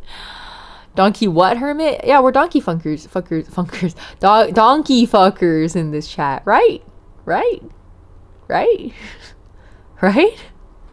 You can't watch Agretzko season 3 and not come out of it a donkey fucker. Wait, was it season 2 I'm thinking? It might be season 2. Anyway. Now, what I haven't told you is that when you drink a foxglove flower full of ale that has a piece of shaggy hee-haw leaf in it, your head suddenly starts to change into a donkey's. And that's what happened to Bottom. First his ears started to grow long, then his nose, and then he began to make funny noises as he blew the froth off the top of the ale, and suddenly there he was, a decent, law-abiding Warwickshire weaver, with his actor's script sticking out of his pocket and a donkey's head growing out of his shoulders.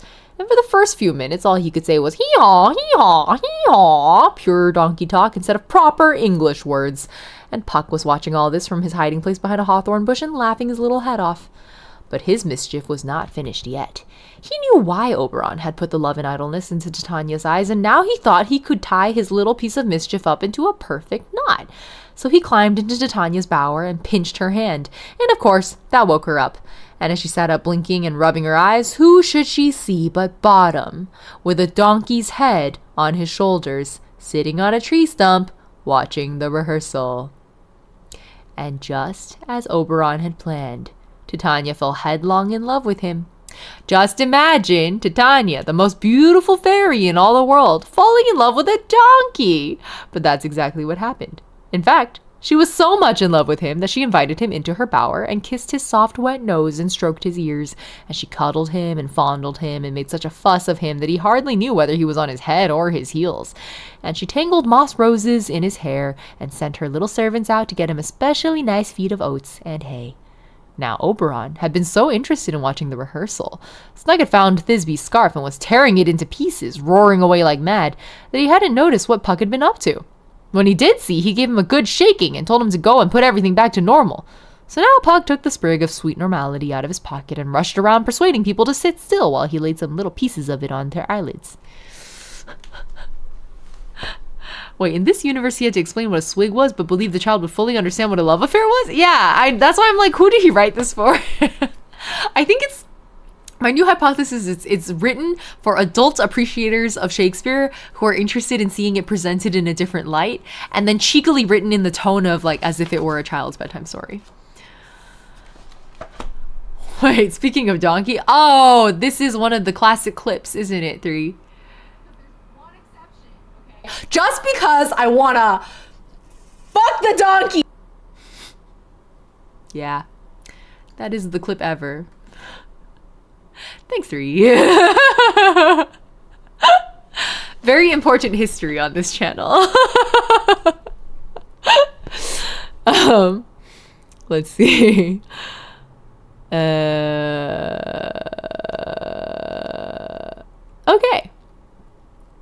Oh, did we see the layout yet?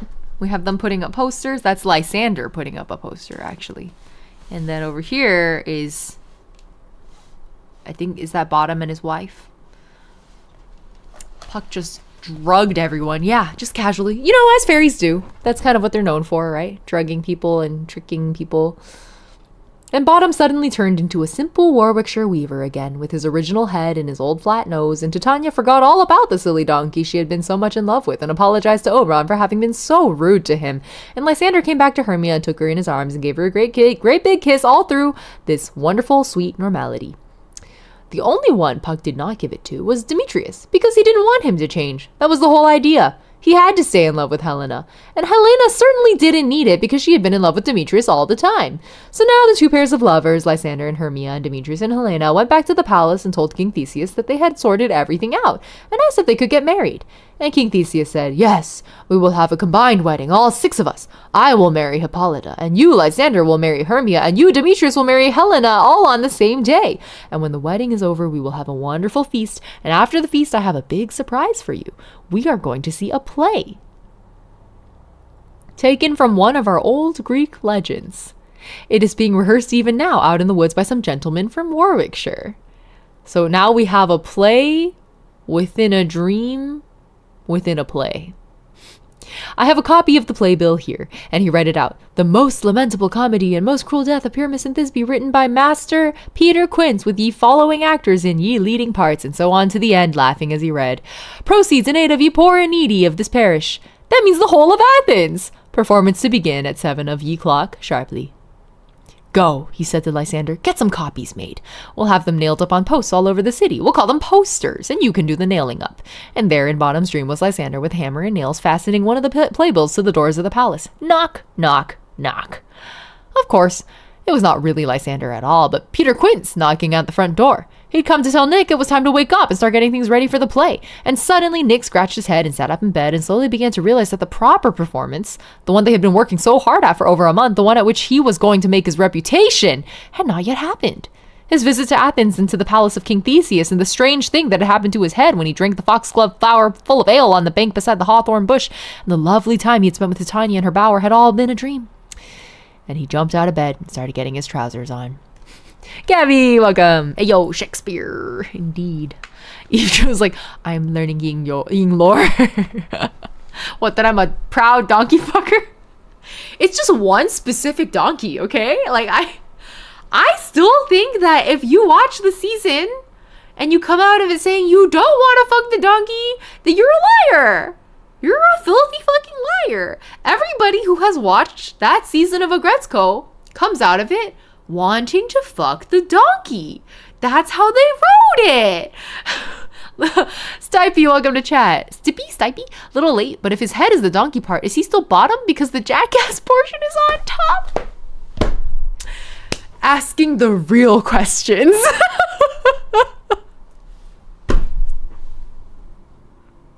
Can you still call him bottom if the jackass is on top?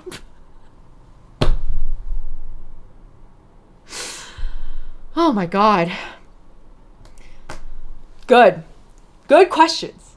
I don't have the answers, but sometimes what matters more is the questions we ask, and you have asked a very good question. You really love your pathetic and or bratty man. He's not pathetic. The donkey's just...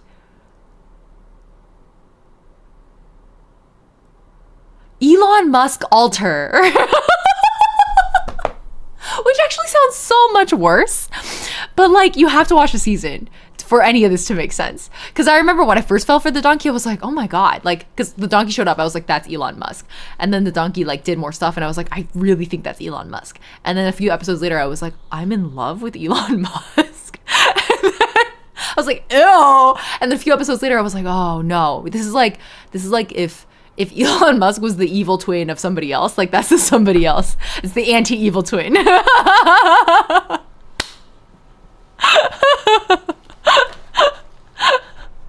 It's a really good season, guys. It makes you question everything. Like starting from capitalism and then moving into would I fuck a donkey? Like all of the most important questions in life. You should watch Agretzko.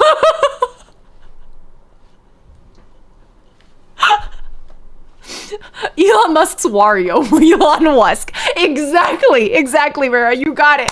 That's exactly it. That's worse than being... No. It's Elon Musk. It's not Elon Musk. It's Elon Musk, okay? It's not worse. Did you say Agretzko donkey? I just searched it up. He's kind of hot. See? You get it. But you have to see the donkey in action. Like with voice acting and animation and in the context of the story and the things that he like chooses to give up or not give up. You know, like his priorities in life, his worldview, his philosophy, his interactions with Agretzko. Like boyfriend material. Sexy donkey. By the end of that season, I was like, I started going like, I don't know about this, guys. And then in the middle of it, I was like, I guess I want to fuck the donkey. And then at the end, I was like, I am in fact a proud donkey fucker. Like that was the trajectory. What are the donkey's actions? You have to watch it to get the story, Quantico. You have to see him in action. Not literally donkey fucking action, okay? There's no actual donkey fucking. Well, to be fair, I don't know if Agretzko ever fucked the donkey or not. Maybe it happened. I don't know. What is Agretzko? Is she a red panda? Is she a raccoon? What is she? Is she a tanuki? I don't know. Whatever animal Agretzko is supposed to be, she's like canonically in a relationship with this donkey for a while. And to be fair, I don't know if any donkey fucking actually happened, like canonically in the story or not. We don't know. I think she's a red panda. Yeah, she looks like one. It's a very good show. And I think she makes all the right decisions when she decides to dump Elon Musk. Like, I support all of her decisions in that. Out of context quotes aren't nearly as funny if you're proud of the unhinged shit. I'm proud to be a Elon Musk donkey fucker. I think we have to stand by our convictions. If you don't stand for something, what'll you fall for, right? As Lin-Manuel Miranda famously wrote in his musical Hamilton. Okay, where the fuck were we?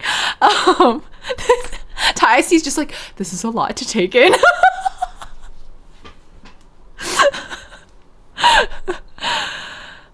Not yucking any yums. Yeah. Normal, cute, and cozy Ying's Dream. Listen, Sapporo left me. I can say whatever I want. Okay. The show went wonderfully well.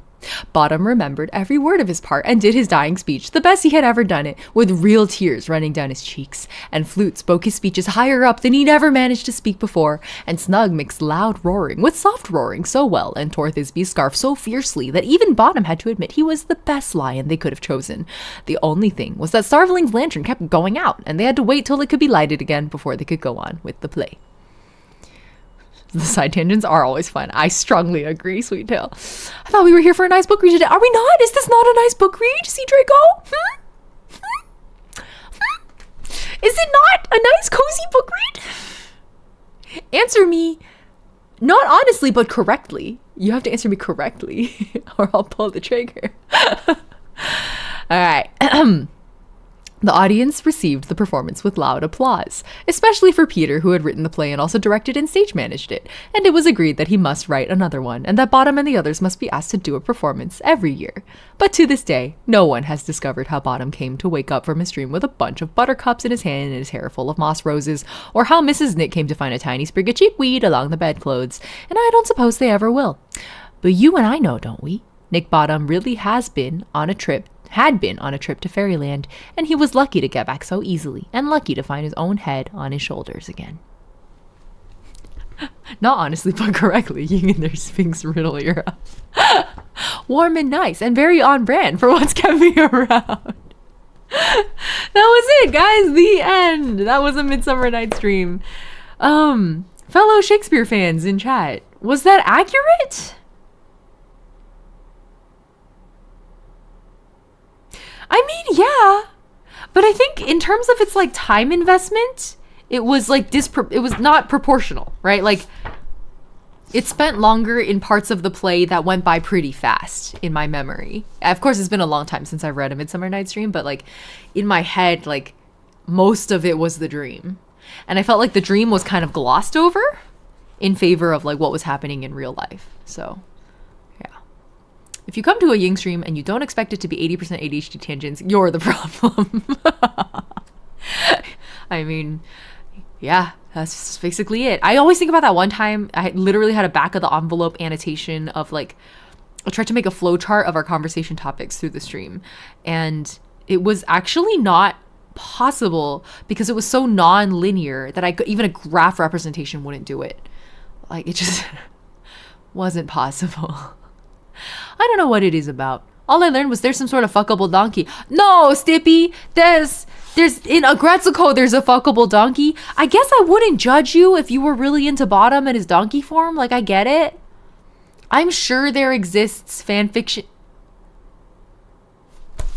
I have to know. I have to know.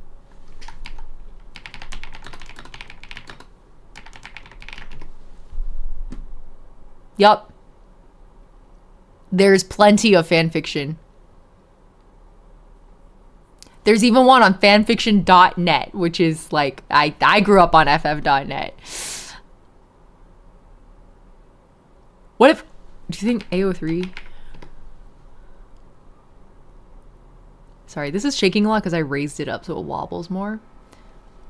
How do I even search AO3?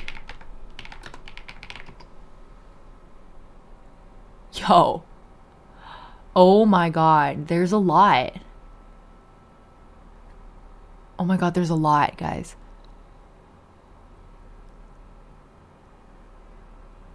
You could literally quantify that realization Ying had. What do you mean?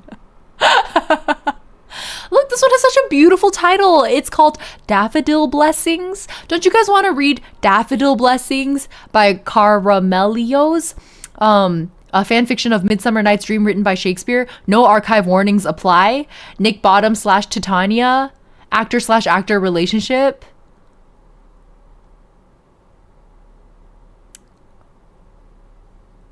Yo, even the summary sounds pretty. It's only 1,500 words. It only has 3 kudos. Maybe we should give them a kudos. All right, you tell me if this sounds enticing. Wind is lazy with laughter, full of harp, cedarwood, and citrus. She imagines youthful girls, gentle and joyous, picking velvet yellow flowers and wearing amber necklaces. Where they step, rosemary floods over the wooden floor. Soon, a green blanket spreads under her own feet. Waltz seems easier now, lighter. On this woven flower bed, if she threaded her fingers, would wine berries fall in her open palm? Until the tag has dead dove don't eat. Yup. Midsummer Night's Mystery, cracking the case with Hippolyta. Wow, there's so many. Wait, how many? How many search results? 58. 58 search results on AO3. So I haven't even searched ff.net. Wow. Some of these have a lot of kudos. This one called Contagious Fogs is Oberon Puck. Oberon Puck. Oberon Titania. Like a throuple, or has 142 kudos. Can we get AO3 reads like acapella redeems? Well, the thing is, like, I feel like I would have to ask permission for an AO3 read. Like, I would want to go to, because unlike today's picture book, I could not make the argument that it's for educational purposes. Or I guess I could make the argument as much as I want. Would it be believable? Yeah. I mean, a lot of AO3 fics would be TOS compliant. I would just need permission from the author is all. And it's not always easy to like find the authors. Like a lot of them, their AO3 profiles are not linked to like anything else, you know? A Midsummer Night's Omegaverse. And then it's one of those fics that has like this long of a tags list.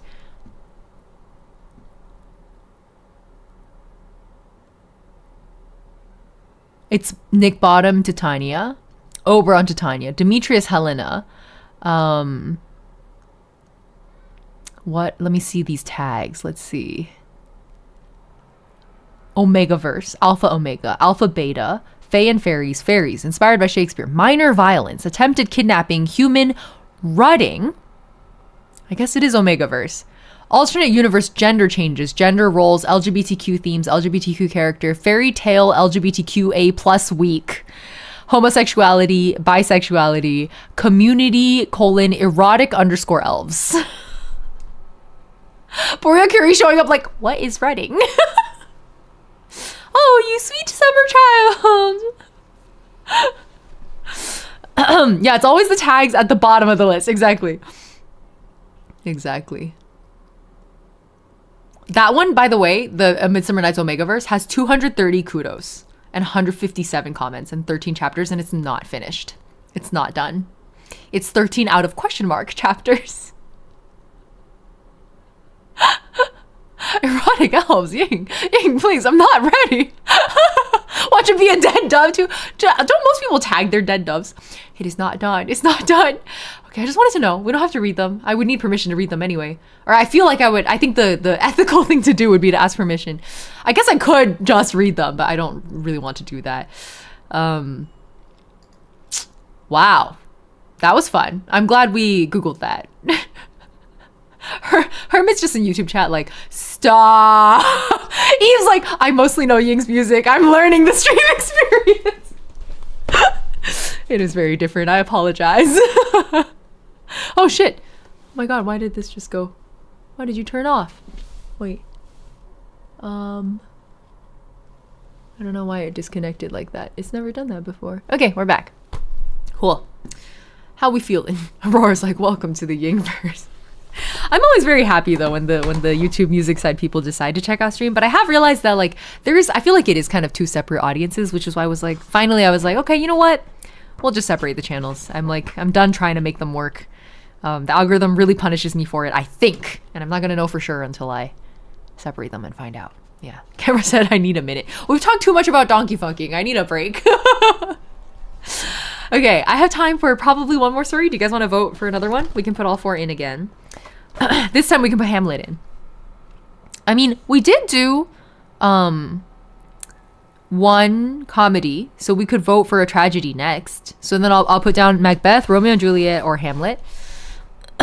Warpticon is like, I missed something on my snack break. Okay. Let me set up the YouTube poll first, because that one is less time limited. Which one next? Oops, typo. And then we have Macbeth. Speaking of which, I actually literally was just annotating to be or not to be.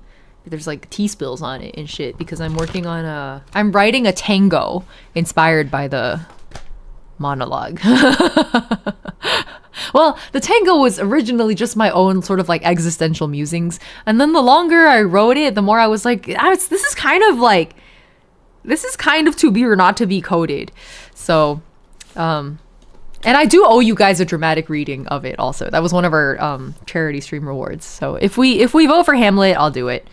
Okay, and then second option is Romeo and Juliet, and the third is, add an option, Hamlet, Prince of Denmark. Okay, YouTube, you may start voting. Your poll is up, and then Twitch is next. Which next? We have Macbeth, Romeo and Juliet, and Hamlet. I'll give you guys 2 minutes because I need a bathroom break. All right, Twitch vote is up. Have you seen the Andrew Scott 2018 Hamlet performance? I don't think I have. Here, let me leave you guys on if you want to read the introduction, if you can zoom in and read it, I'll leave it here for you to look at. And be right back.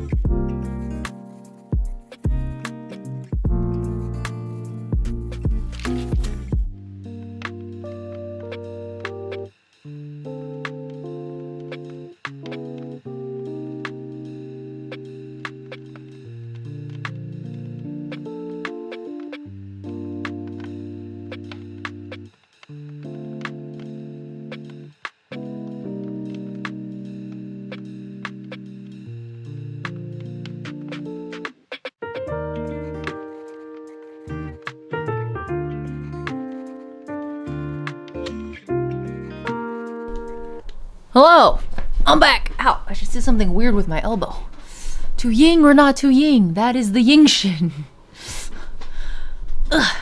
Yeah, I'm gonna have to look up this Andrew Scott 2018 Hamilton performance. Hamlet performance that Vera mentioned. Watch it later. Oh, I see it on Reddit. Cool. Okay. I'm gonna watch it later. Aye. What did you guys vote for? Let's see. Oh, Macbeth, huh? Well, I mean, there's still a few seconds left on Twitch side.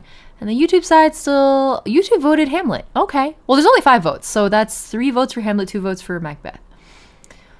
Imagine hearing your cute little kid telling you about lovers' affairs in their innocent voice. It says it's meant for children. Oh, okay. Most important is that tiny children can enjoy the pictures, and I guess I am tiny child because pictures very good. That's true. I don't know if I buy the argument that this is written for children.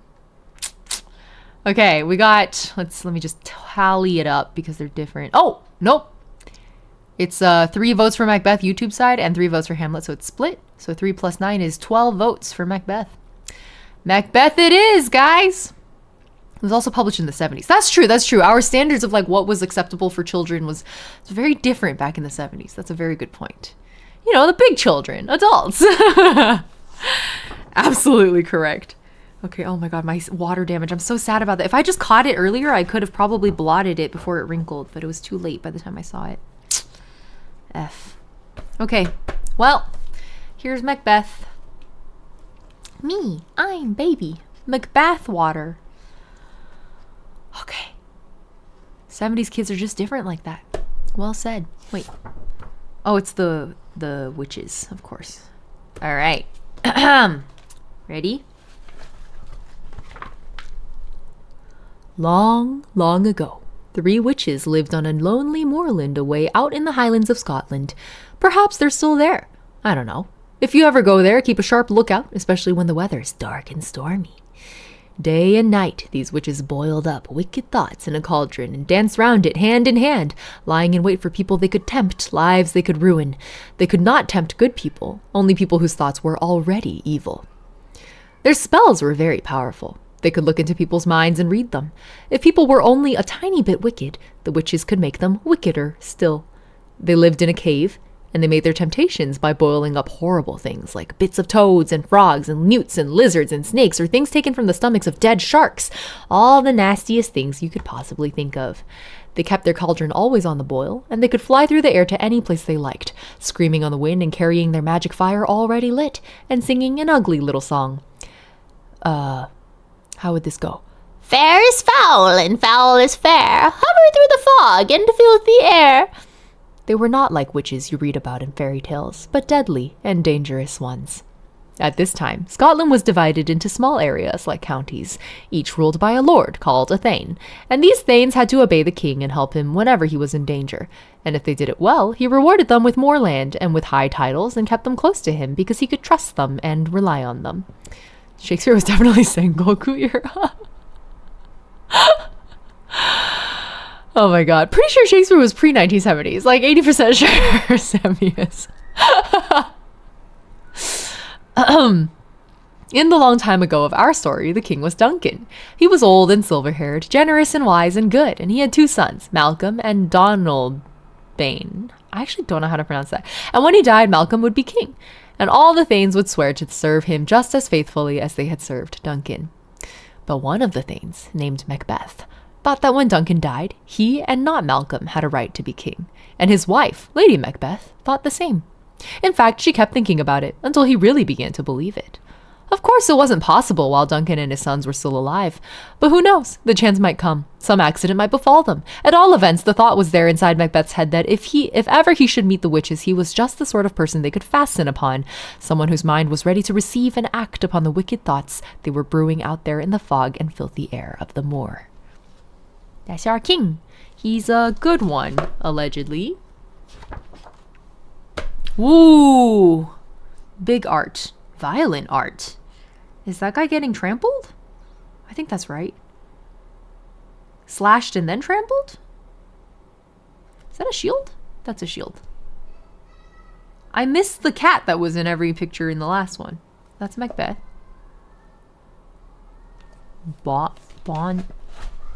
It's been so long since I Banquo?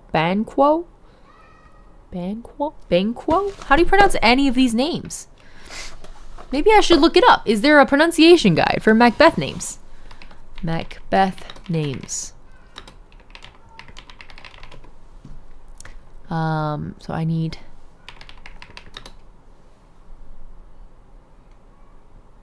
Banquo.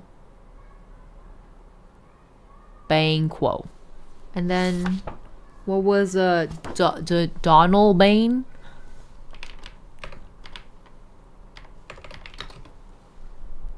Donalbain. Okay, I think I'm right. Donalbain. Okay. Banquo. Yeah. 武则天?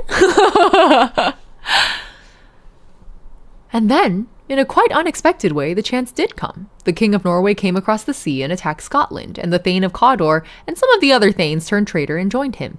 So Duncan called together all of the Thanes who were faithful to him and told them to bring their soldiers and help him. And there was a mighty battle between the two sides, and the bravest on Duncan's side was Macbeth.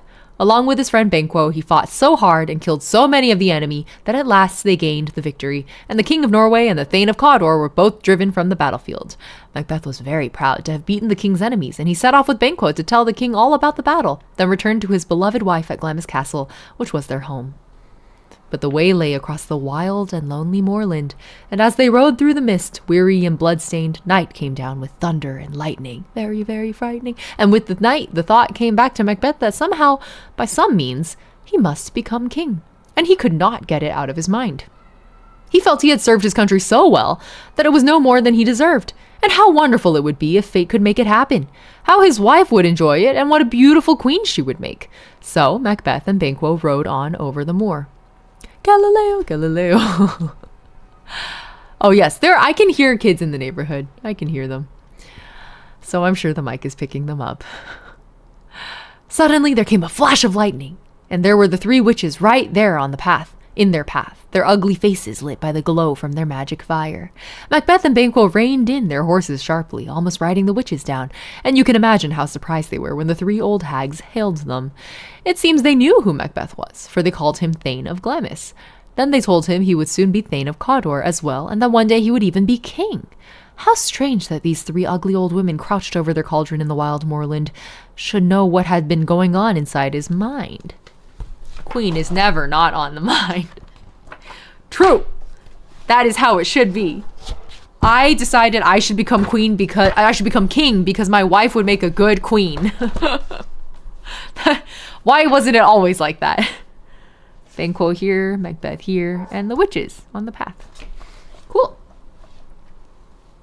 Then the witches spoke to Banquo, telling him that even though he would never be king himself, his children would be, and his grandchildren and his great-grandchildren, on and on for hundreds of years. Macbeth commanded the witches to tell them more. He asked them how they were able to look into the future and see things that had not yet happened. How did they come by this strange knowledge? But the witches would not be commanded. There came another lightning flash, and they melted away into the air, and the moorland was empty again, except for the thunder and lightning and swirling mist and the howling wind. There's a thing in theater when we talk about Macbeth, one of the biggest things that comes up is like the way directors over the years have staged the like sudden appearance of the witches has always been interesting. And like early on, before we had like really fancy stages and really fancy special effects, what directors generally did is like the lightning plus other staging was used to basically distract audience attention to like when a thing suddenly happens on stage, your vision is automatically almost like a reflex. It's drawn to the other side of the stage where you've like made a disturbance basically. And then the three people playing the witches can like take that moment, that little window of time to like run off stage. And so from the audience perspective, the perception is that like you like there's a flash of lightning, you like don't even really notice that you went to look at whatever it was, and then you look back and the witches are gone. And it really is like it feels like they show up and then they vanish. And I've always wanted to experience that. What is it like in this old-timey setup? Yeah, it's misdirection. And nowadays when I think about this, I'm like, so it's like when you're playing D&D and you cast minor illusion so that the guards go look at the cute cat over there instead of you, so you can sneak past them.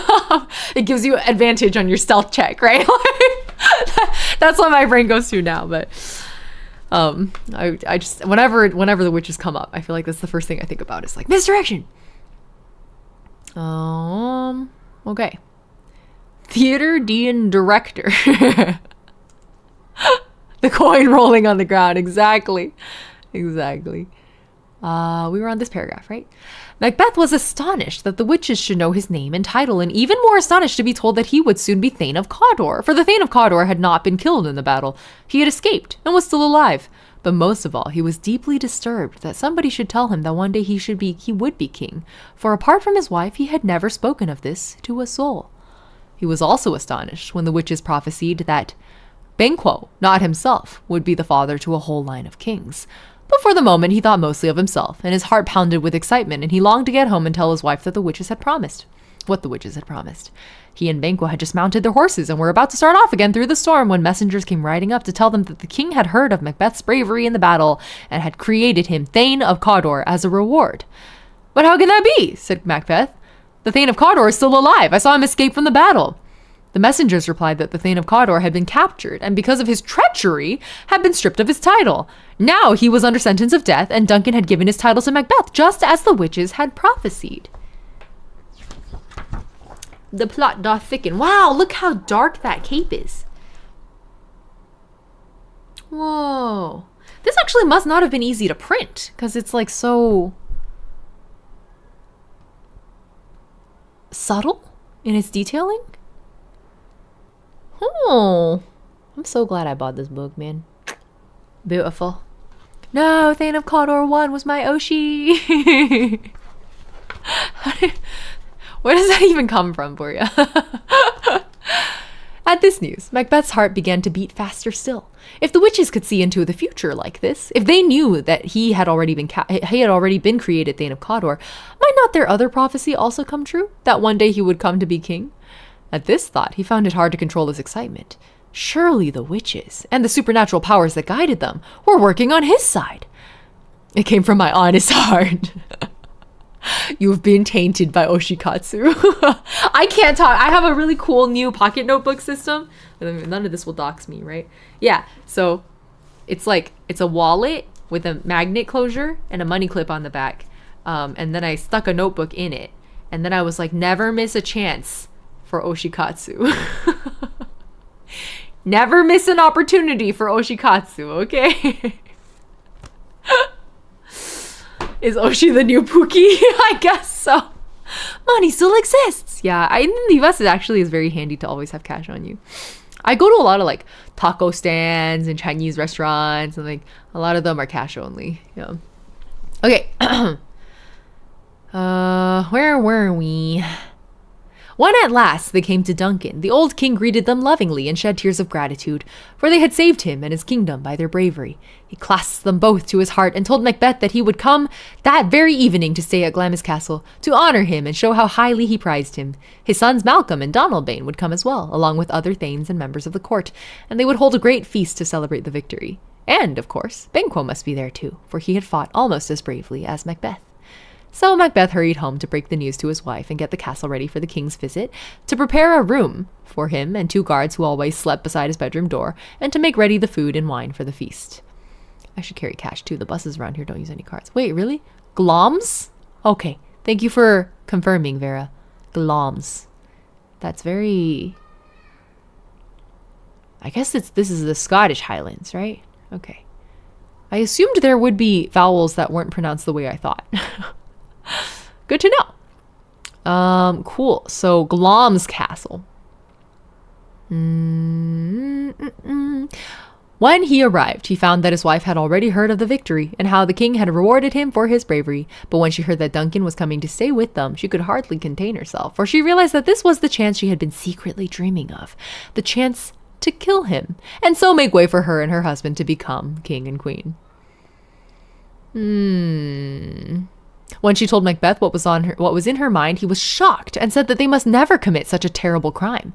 But she came close to him and pressed her beautiful body against his and whispered fiercely in his ear that if they let this opportunity slip, the chance might never come again. Macbeth said, "Yes, but what if we fail?" She told him not to talk of failing. If they both screwed their courage up tightly enough, they could not possibly fail. So at last Macbeth agreed. They would drug the king's guards and wait till he was fast asleep. Then Macbeth would steal quietly into the bedroom and murder him. Happy wife, happy life! We need some new blood for the grinder. Scottish is very unintuitive. Yeah, I felt the same way about Welsh. I was like trying to learn Welsh phonetics before I went to visit Wales a few years back, and it was like so hard. All I got out of it was that one town with the really long names, like famous because it has a train station where they printed the whole name onto the train sign. It's like Chlan Fara Pulkwing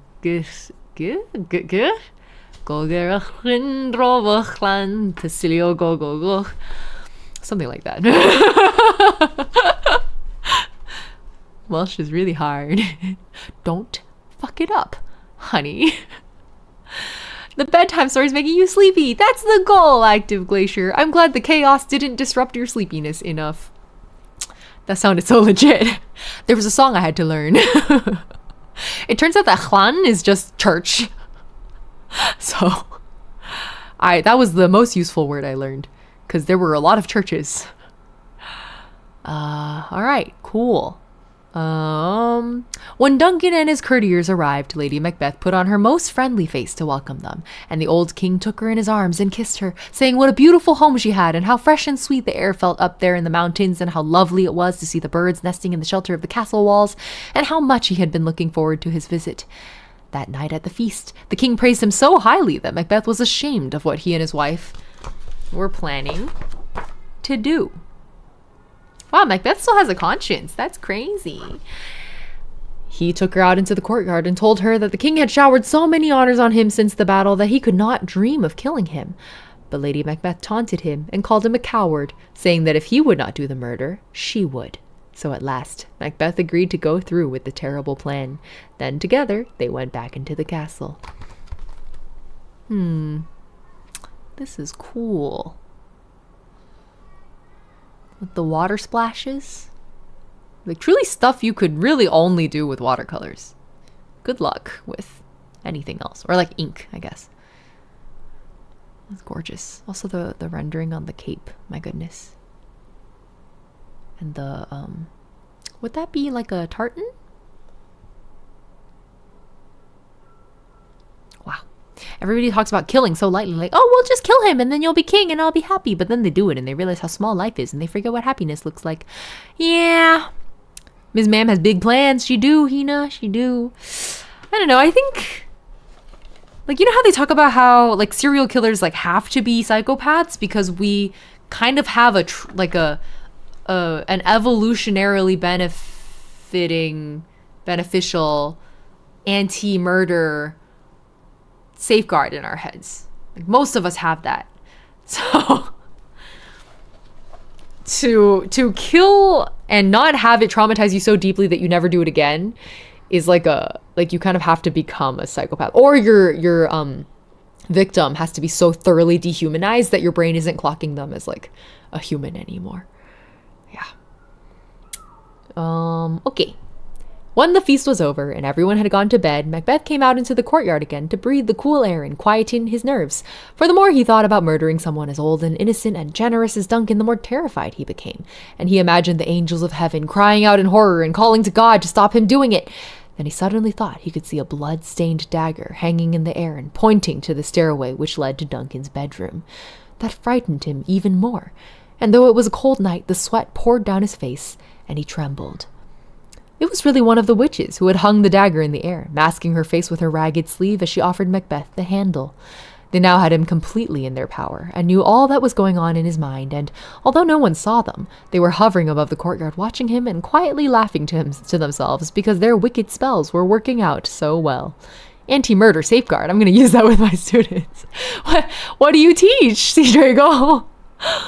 At last, Lady Macbeth came out to join her husband and to add her courage to his. She told him that she had drugged the two guards and that the old king was now fast asleep. She would slip back into the hall, and when she was sure that the coast was clear, she would strike on the castle bell, and that would be the sign for Macbeth to steal silently up the winding stone staircase into Duncan's bedroom, where he would turn down the golden coverlet and plunge his dagger into the old king's heart. Wouldn't the castle bell wake everyone up though? Okay. As she went back into the castle, leaving Macbeth alone with his fears, Banquo and his son Fleece. No, I need to know. How does he? We love a strong, assertive woman. Exactly, why? We love a woman who could just kill you in your sleep. Flayans.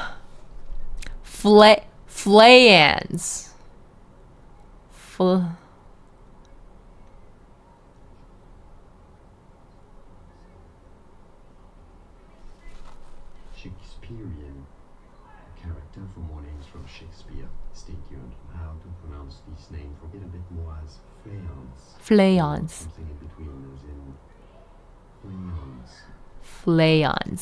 Flayans. Okay. Fleece like the wool? No, I thought it was like, I don't even know. I actually don't know what I thought it was. Okay. Where were we? Yum yum yum yum yum yum. Yum yum yum yum yum yum. Where's fleas?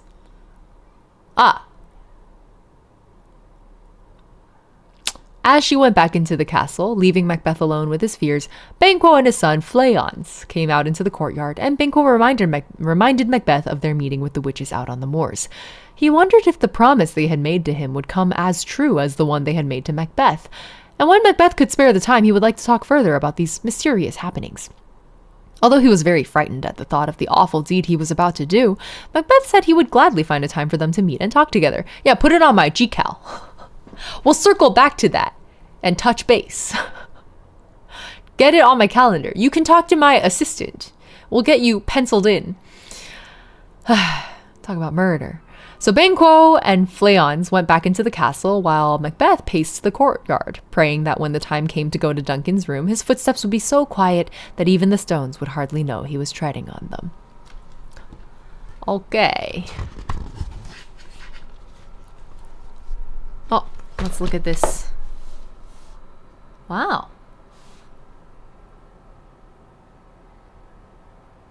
It really is a very beautiful illustration. Macbeth, you are so ugly. Not to judge a book by its cover, but bro is ugly. He's ugly. Because everyone knows evil makes you ugly. That's how that works, right? And that's how you get pretty privilege, guys. Okay. Suddenly, the bell struck loud and clear. The fatal moment had come. Macbeth gathered up his courage and started to walk up the stairs. As he did so, Lady Macbeth came out of the castle to wait for him. She was just as frightened as he was, but she was harder and more cruel and better able to control her fears. It's Disney propaganda, exactly. We should watch The Hot Macbeth on BBC. If I search BBC Hot Macbeth, will I find it? Although he was gone only a little while, it seemed ages as she waited in the shadows of the courtyard. She had taken the 2 daggers from Duncan's sleeping guards and laid them ready so that Macbeth could not possibly miss them. All the same, she dreaded that his courage might fail him when it came to using them. Why, oh why, was he so long? It's the Shakespeare's Globe YouTube channel. It's only like a 2-minute clip. Okay, can you link it, Vera? We'll watch it after this. Powerful people aren't exactly known for being beautiful, but a lot of them like were beautiful in their ascension to power. You know what I mean? Like a lot of them, by the time we know them, they're like super powerful. They're like old. But they were like really handsome or really beautiful like back in the day. So I always also think about like LBJ's whole like using his height thing that he would do. Vera, thank you for the link. Oh, that was loud. Globe on screen. Macbeth and Banquo meet the witches.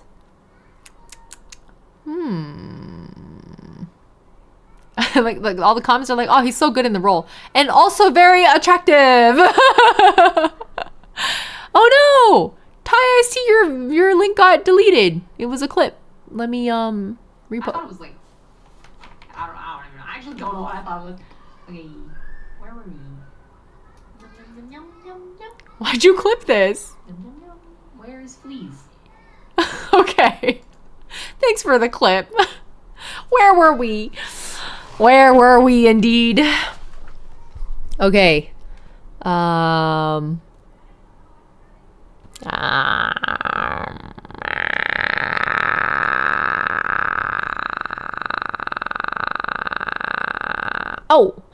All this time, the witches were watching, laughing quietly, and making little noises to frighten her.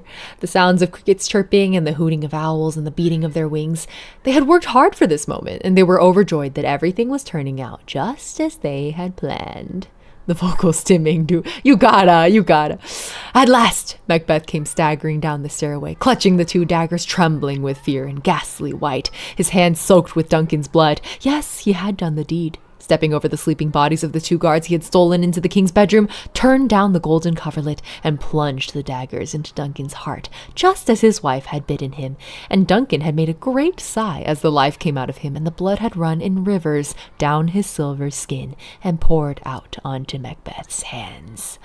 Then he had stabbed the 2 guards and they also were dead. And now he was clinging to his wife, terrified at the awful thing he had done, wishing with all his heart and soul that he had never done it, that he'd never listened to the witches or to his wife, that he could be innocent again and go on serving the king as a true and loyal servant. But now it was too late. The deed was done. He was a prisoner and must follow his wickedness to the end. I knew the witches were going to be rage baiters. That's how it works. Witches and fairies, they're just rage baiters. That's actually how it is. Lady Macbeth asked about the 2 guards. Did they waken or make any sound before you killed them? Yes, said Macbeth. One of them stirred and murmured a prayer, and the other said, Amen. I also tried to say it, but the sacred word stuck in my throat. And this terrifies him. For if he can never pray again or say Amen, it will mean that he is cut off from all goodness forever and ever. But there was something which terrified him even more. A voice had screamed out in the darkness, telling him that what he had done was every bit as wicked as murdering sleep itself, and that as a punishment he would never sleep again. And even if he did, his sleep would be shaken by terrible dreams. It was really one of the witches who had screamed. She had followed him up the stairway to make sure his nerve did not fail him. She's really just here to like, I'm the voice in your head and you're never gonna sleep again. And they were also dead is a funny way to describe this scene. Right? I looked at this and I was like, ooh, carrots. Reader, they were not carrots. Okay, here's your illustration of Macbeth with his bloody hands. Beautiful Lady Macbeth over here with her not carrots. Guess I'm dead now. Yeah. That his nerve would not fail him at the last moment, had crouched in the doorway until the deed was done. Only then did she tell Macbeth what the punishment was to be, both for him and his wife. The memory of Duncan lying dead, and the great pools of blood would stay with them to the very end and help to drive them to their deaths. Lady Macbeth she is so pretty. Like, did you see her in this one? Like, look at her. Girl is hot and she knows it. My goodness. With the big head of hair. Gorgeous. Okay. We're on carrots. But now Lady Macbeth realized that instead of leaving the blood-stained daggers in the bedroom, her husband was still clutching them. She seized them boldly, telling him that she would herself return to the scene of the murder and smear some of the blood on the faces of the two guards, then leave the daggers lying beside them so that everyone would believe that they were the real murderers. They had killed the king and then each other in a drunken brawl.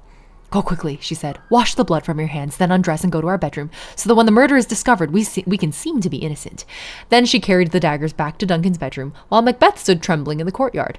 I love how the capable, action-driven one here is the wife, even if the actions she is driven to do are evil. But she's still the one getting things done. Like, she really is gaslight, gatekeep, girl bossing her way through this.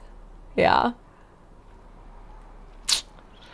Cool. Lady Macbeth hugs the king dearly. Also, Lady Macbeth, we have to kill this guy, hubby. Yeah, you know what they say about women in this time, like the misogynist. Oh yeah, you can't trust women. They're all evil. Femininity is evil. Women are two-faced. Right? This is just fuel for that fire. Okay. And all the time the witches were weaving their web of evil tighter around their victims and happy to see that their plot was working out so well. Yeah, exactly. Witch!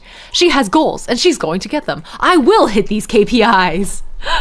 She's so pretty. I hope she's okay after being a bystander to the king's death. Quantico's like, I will personally testify in court to her innocence. Suddenly there came a loud knocking at the castle gate, as if the day of judgment had come and the dead were being wakened from their graves.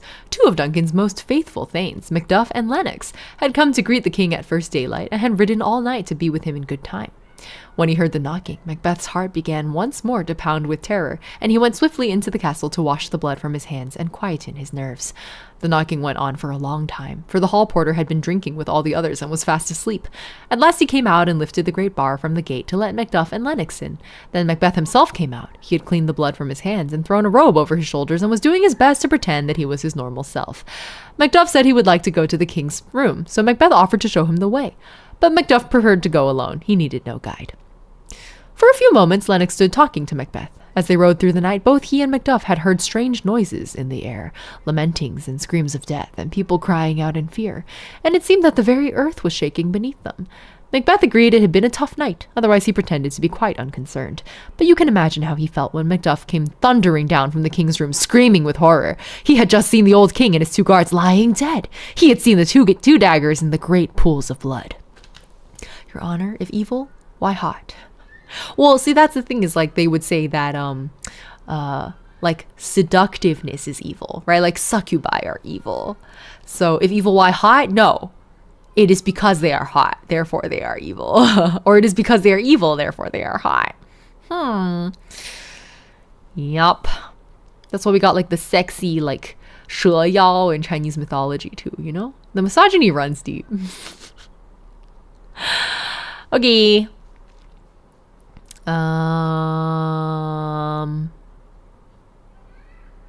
Oh, His shouts roused the whole castle and the guests, including Banquo, I keep forgetting how to say his name, and Duncan's two sons, Malcolm and Donalbain, came pouring out into the courtyard, horrified at what they heard and fearful that their own lives might be in danger. Macbeth's nerves were now close to the breaking point. After all, he was the host, and the safety of the guests was his responsibility. All eyes were turned on him, seeking an answer to the question that was in all their minds. Whoever could have done this terrible deed? Macbeth would have broken down but for his wife's presence of mind. Realizing that her husband was beginning to lose his nerve and that if he broke down he would probably give himself away, she suddenly pretended to faint and fell to the ground. This distracted everyone's attention from Macbeth and gave him time to pull himself together. With a great effort, he mastered his fear and suggested that his frightened guests should arm themselves in case of further danger and meet in the castle hall to discuss what should be done next. But Malcolm and Donalbain, suspecting that whoever had murdered Duncan might soon try to murder them, slipped away into the night and rode across the border into England. Smart. I love this portrayal of just like the hiding in the trees. Here's the spread. There they separated, Malcolm riding on southwards, Donalbain turning west to seek safety in Ireland. Banquo also was deeply troubled, for he began to suspect where the guilt for the murder really lay, and he feared not only for himself, but for his young son Fleance. For the moment, he held his peace and followed the others into the hall. Now that Malcolm and Donalbain had fled, Macbeth claimed the crown, and he was so fierce and so strong that his fellow thanes did not dare to oppose him. Indeed, they joined in his coronation and agreed to serve him as faithfully as they had formerly served Duncan. So now he was king, as the witches had foretold. The prophecy made on that night of wind and storm following the battle had come true. Having got his heart's desire, you would think Macbeth would now be happy. But he could not rest content, for he remembered how the witches had promised that Banquo would be father to a whole line of kings, and the thought of this burned inside him and led him to commit his second crime. You really think bro would have paused and thought about it a little more? Really just paused and been okay, so if I'm gonna be king but none of my descendants will become king, there are two interpretations here. Either me and my wife will never have kids, and I'm such good buddies with my friend that his sons become king, or his sons kill me and they become king. Whichever seems more likely. I don't know. Anyway, yep. Really should have thought about that. No, he has kids with Banquo, you're right. Actually, it's an Mpreg story. It's an Mpreg story. Or he has kids with Banquo. Duh. Yeah, precisely. Eve's sometimes a girl just wants to scheme, okay? She's just a girl. Oh, man. She is now queen. She sure is. Or maybe their kids get married and have the heirs. Oh. Yeah. Except maybe Macbeth only has daughters or something. Because they only gave the kingship to men, right? That was how that worked, right? Okay.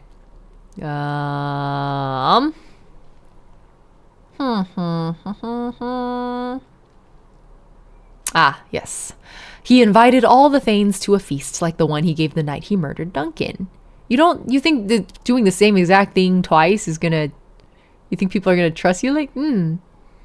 Okay, and among the guests would be Banquo and his son Fleance. Indeed, Banquo must be the guest of honor and sit next to Lady Macbeth to show how much he was loved and admired.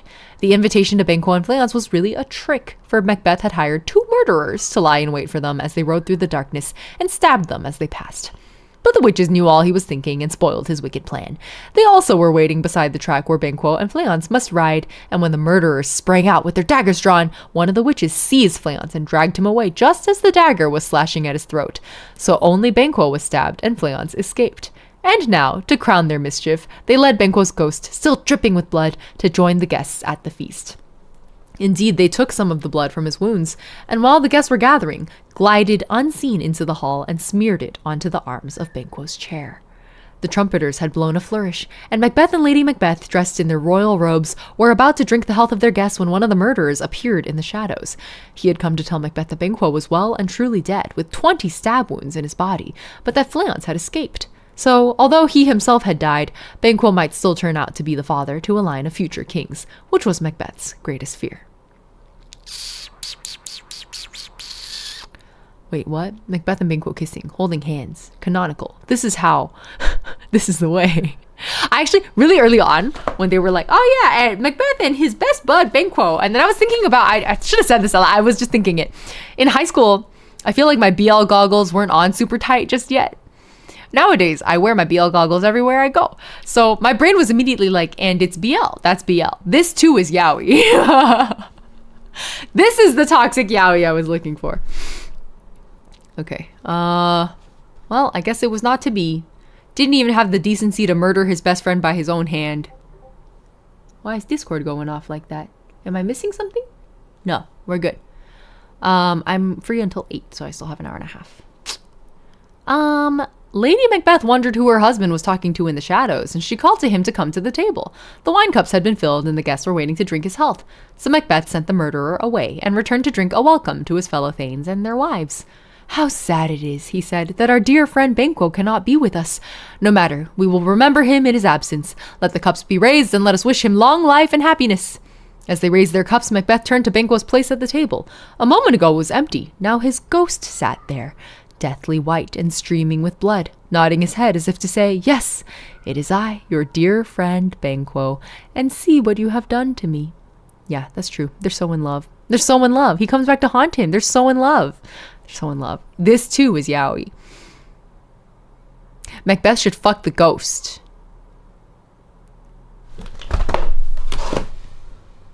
Surely there is fan fiction. Macbeth x Banquo's ghost. Yes! Yes!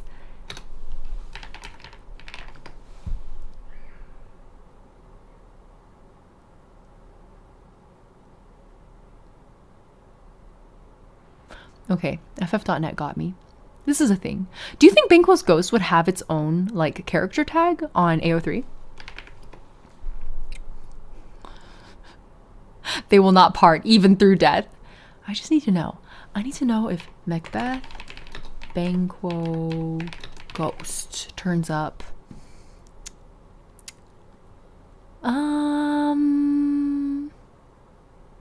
One of these tags is, I mean, it's a ghost looking at his own corpse.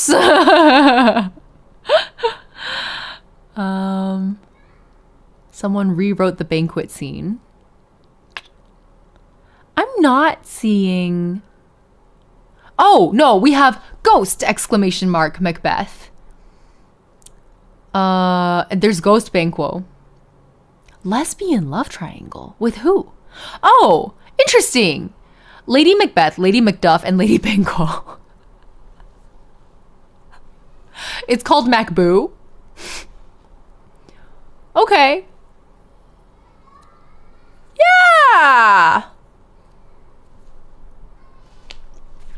Wow. Nipple play. Skibbity toilet. Oh my god, what is happening here? US legalization of same-sex marriage. Mind you, all of these tags are on the same fanfic. What? What is happening? That's so funny.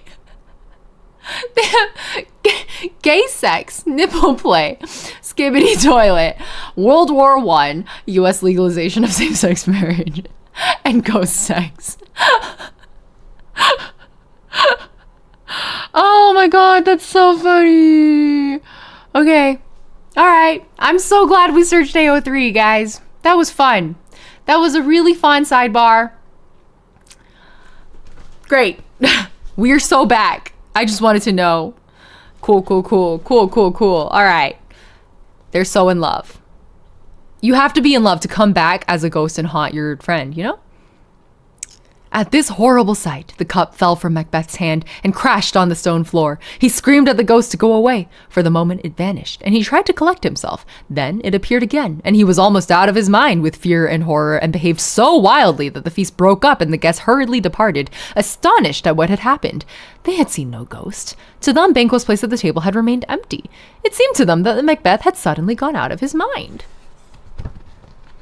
I love the Gen Alphas in high school now. Exactly, Vera. Exactly. All right, here's the... Oh, let me get this wrist guard out of the way. Okay.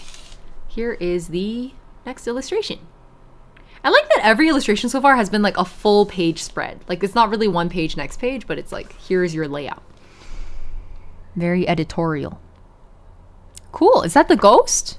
Oh my god. He looks like Davy Jones. Like a pirate. Cool. Got that BL LASIK surgery. You're so right, YY. It's exactly BL LASIK. That's what it is. The BL goggles never come off now because I got LASIK. I got BL LASIK. He's getting ghosted. When all the guests had gone, Macbeth tried to calm himself, but he could not take his eyes off of Banquo's chair. Had it really been a ghost sitting there, or was it only his imagination? At last, to prove he was no longer afraid, he went to the chair and sat in it, resting his hands on the two arms and gripping them firmly with his fingers. Yes, the chair was solid, and the table was solid, and the flagstones beneath his feet were solid. There had been no ghost. His imagination had been playing tricks with him. But suddenly, he felt his fingers wet and sticky, and when he lifted them from the chair, there was blood on them. So Banquo's ghost really had been sitting there, bleeding from the gashes in his neck and arms. When he saw this, Macbeth was overcome with horror, and when he held out his blood-stained hands to his wife, she was horrified too. In the ordinary way, she would have tried to comfort him, adding her strength to his as she had done so often in the past. Now she was at the breaking point and could not help him. So when he told her what he meant to do next day, she did not protest. Can't take his eyes off Banquo's chair. If a ghost ghosts you, have you been wraithed? That's true. Is he getting ghosted by an actual literal ghost? Tomorrow, he said, I will go to the witches and force them to tell me more. I am too deep in sin ever to be forgiven, but at least I shall know what dangers I have to face in the future. So, without knowing it, he was turning for help to the creatures who had been planning his ruin from the very beginning. Wrapping his cloak around him, he rode out into the moorland to find them. For ordinary people, their cave would have been impossible to discover, but they themselves guided him along the twisting moorland paths until he suddenly found himself at the entrance. Hellsworth, thank you for the prime resub. Happy 6 months! Hope you've been enjoying yourself. Welcome to our reading stream. We are halfway through Macbeth, or no, more than halfway through Macbeth. As he plunged down the rocky steps, he could already hear them chanting one of their songs as they threw into their cauldron the horrible things they had been collecting that day. Yuna, hi Ying, forgot you switched lives to over here. Yes, that's correct. Thanks for being in both chats again. Gathering all his courage, Macbeth silenced them and demanded to know their deepest secrets. Could they show him what the future held in store for him? How could he be sure that the fates were on his side instead of on the side of his foes? From their cauldron, the witches called up 3 spirits, all of whom gave Macbeth the very advice he felt he needed to comfort and reassure him. The first spirit was in the shape of a man's head floating in the steam. In a deep voice, it told Macbeth that Macduff would prove to be his deadliest enemy, and that he must at all costs beware of him. Then it sank back into the cauldron. The second spirit, a naked, blood-stained child, assured him that no man born of woman could ever harm him. And why should he question the word born? How could he know that behind that simple word lay the wickedest trick the witches had ever played? The third spirit was another child, holding the branch of a tree as if sheltering behind it, and telling Macbeth that he could never be beaten until Burnham Wood came to what are these words, guys? What are these words? Dunsinane? Pronunciation. Dunsinane. Okay. Dunsinane. And this only made him laugh, for Burnham and Dunsinane were more than 20 miles apart, and only a fool would pretend that trees could uproot themselves and move. All this so raised his confidence that Macbeth then dared to ask the question that had been haunting him for so long. Was it true that the children of Banquo and their children, on and on down the ages, would eventually be the kings of Scotland? Had he committed such fearful crimes only for their sake? This question was followed by strange, unearthly music and a mutter of distant thunder. Then a procession of 8 spirits came slowly and silently from the back of the cavern, all dressed as kings and wearing royal crowns. Last of all came Banquo, still bleeding and deathly pale, but smiling and happy, because he knew he had not died in vain. His sons and grandsons would one day wear the crown, just as the witches had foretold. And this sight Macbeth turned away and rushed into the night. Wait, Vera, why did you guess Dunsinane without the N at the end? Is that, like, commonly not pronounced? Okay. Now that he knew the worst, he became desperate and resolved to carry his wickedness to the very end. He would kill everyone who stood in his way. First of all, he sent the 2 men who had killed Banquo to kill Macduff. But Macduff had already begun to suspect that Macbeth had murdered both Duncan and Banquo and that he might be next on the list. So when the murderers arrived at his castle, he was already on his way to England to join Malcolm. In their fury, the murderers killed his wife and little children instead. And that was the worst crime Macbeth ever committed, even worse than killing Duncan. Wow. All right. Damn. That's really sad. Now he was deeper in sin than ever before, but his punishment was at hand, for Malcolm had persuaded the King of England to help him, and by the time Macduff arrived, the king had already called his army together for the long march to Scotland, to face Macbeth in battle and to turn him off the throne and kill him. Just as they were about to start, the Thane of Ross arrived and told Macduff what had happened to his wife and children. At first Macduff was stunned and almost collapsed. Then his grief turned into a terrible anger. He was already determined to bring Macbeth to battle. Now his determination was strengthened 100-fold. But before what could happen, Macbeth had another crisis to suffer. One is like, I just gotta crash out one more time. When his wife went back to Duncan's bedroom to lay the daggers beside the 2 guards and saw the old king lying in a pool of blood, he reminded her of her father, whom she had deeply loved.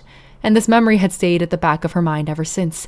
Now the witches knew that if only they could destroy Lady Macbeth, it would go a long way towards destroying her husband as well. So they made a model of her brain and removed the part that controlled the memory. At first it was cold and dead, but they sang to it and warmed it gently over the fire so that her own memory began to stir and spring to life, and she began to recall the night of Duncan's murder in all its horror. Soon she began to walk in her sleep, rubbing her hands together as if trying to wash the blood away. Out! Out, damned spot, she muttered. Very funnily, I have an eraser from Shakespeare's birthplace, which I visited when I was studying there.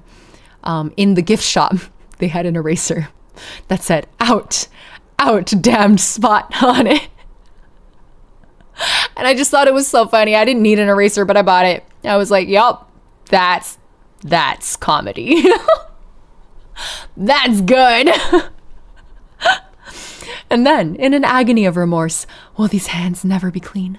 But she knew, even in her sleep, that the stain was not on her hands at all, but on her soul, and that it would stay there forever. She grew weaker every day and began to lose her reason. Up till now, she had added her resolution to her husband's, but now she could no longer help him. Now he was quite alone. Me when my dog keeps walking into my office when I'm trying to work. Out, damn spy. Still, he kept up his courage. The witches had assured him that he would never be beaten until Birnam Wood came striding over the hills to Dunsinane, and even if by some miracle that should happen, no man born of woman could ever harm him. Wait, look how beautiful Lady Macbeth is in this illustration. She's just like a marginal illustration. Wow. Are you a ghostie in this? Because you look pretty ragged. Huh. Okay. Cool.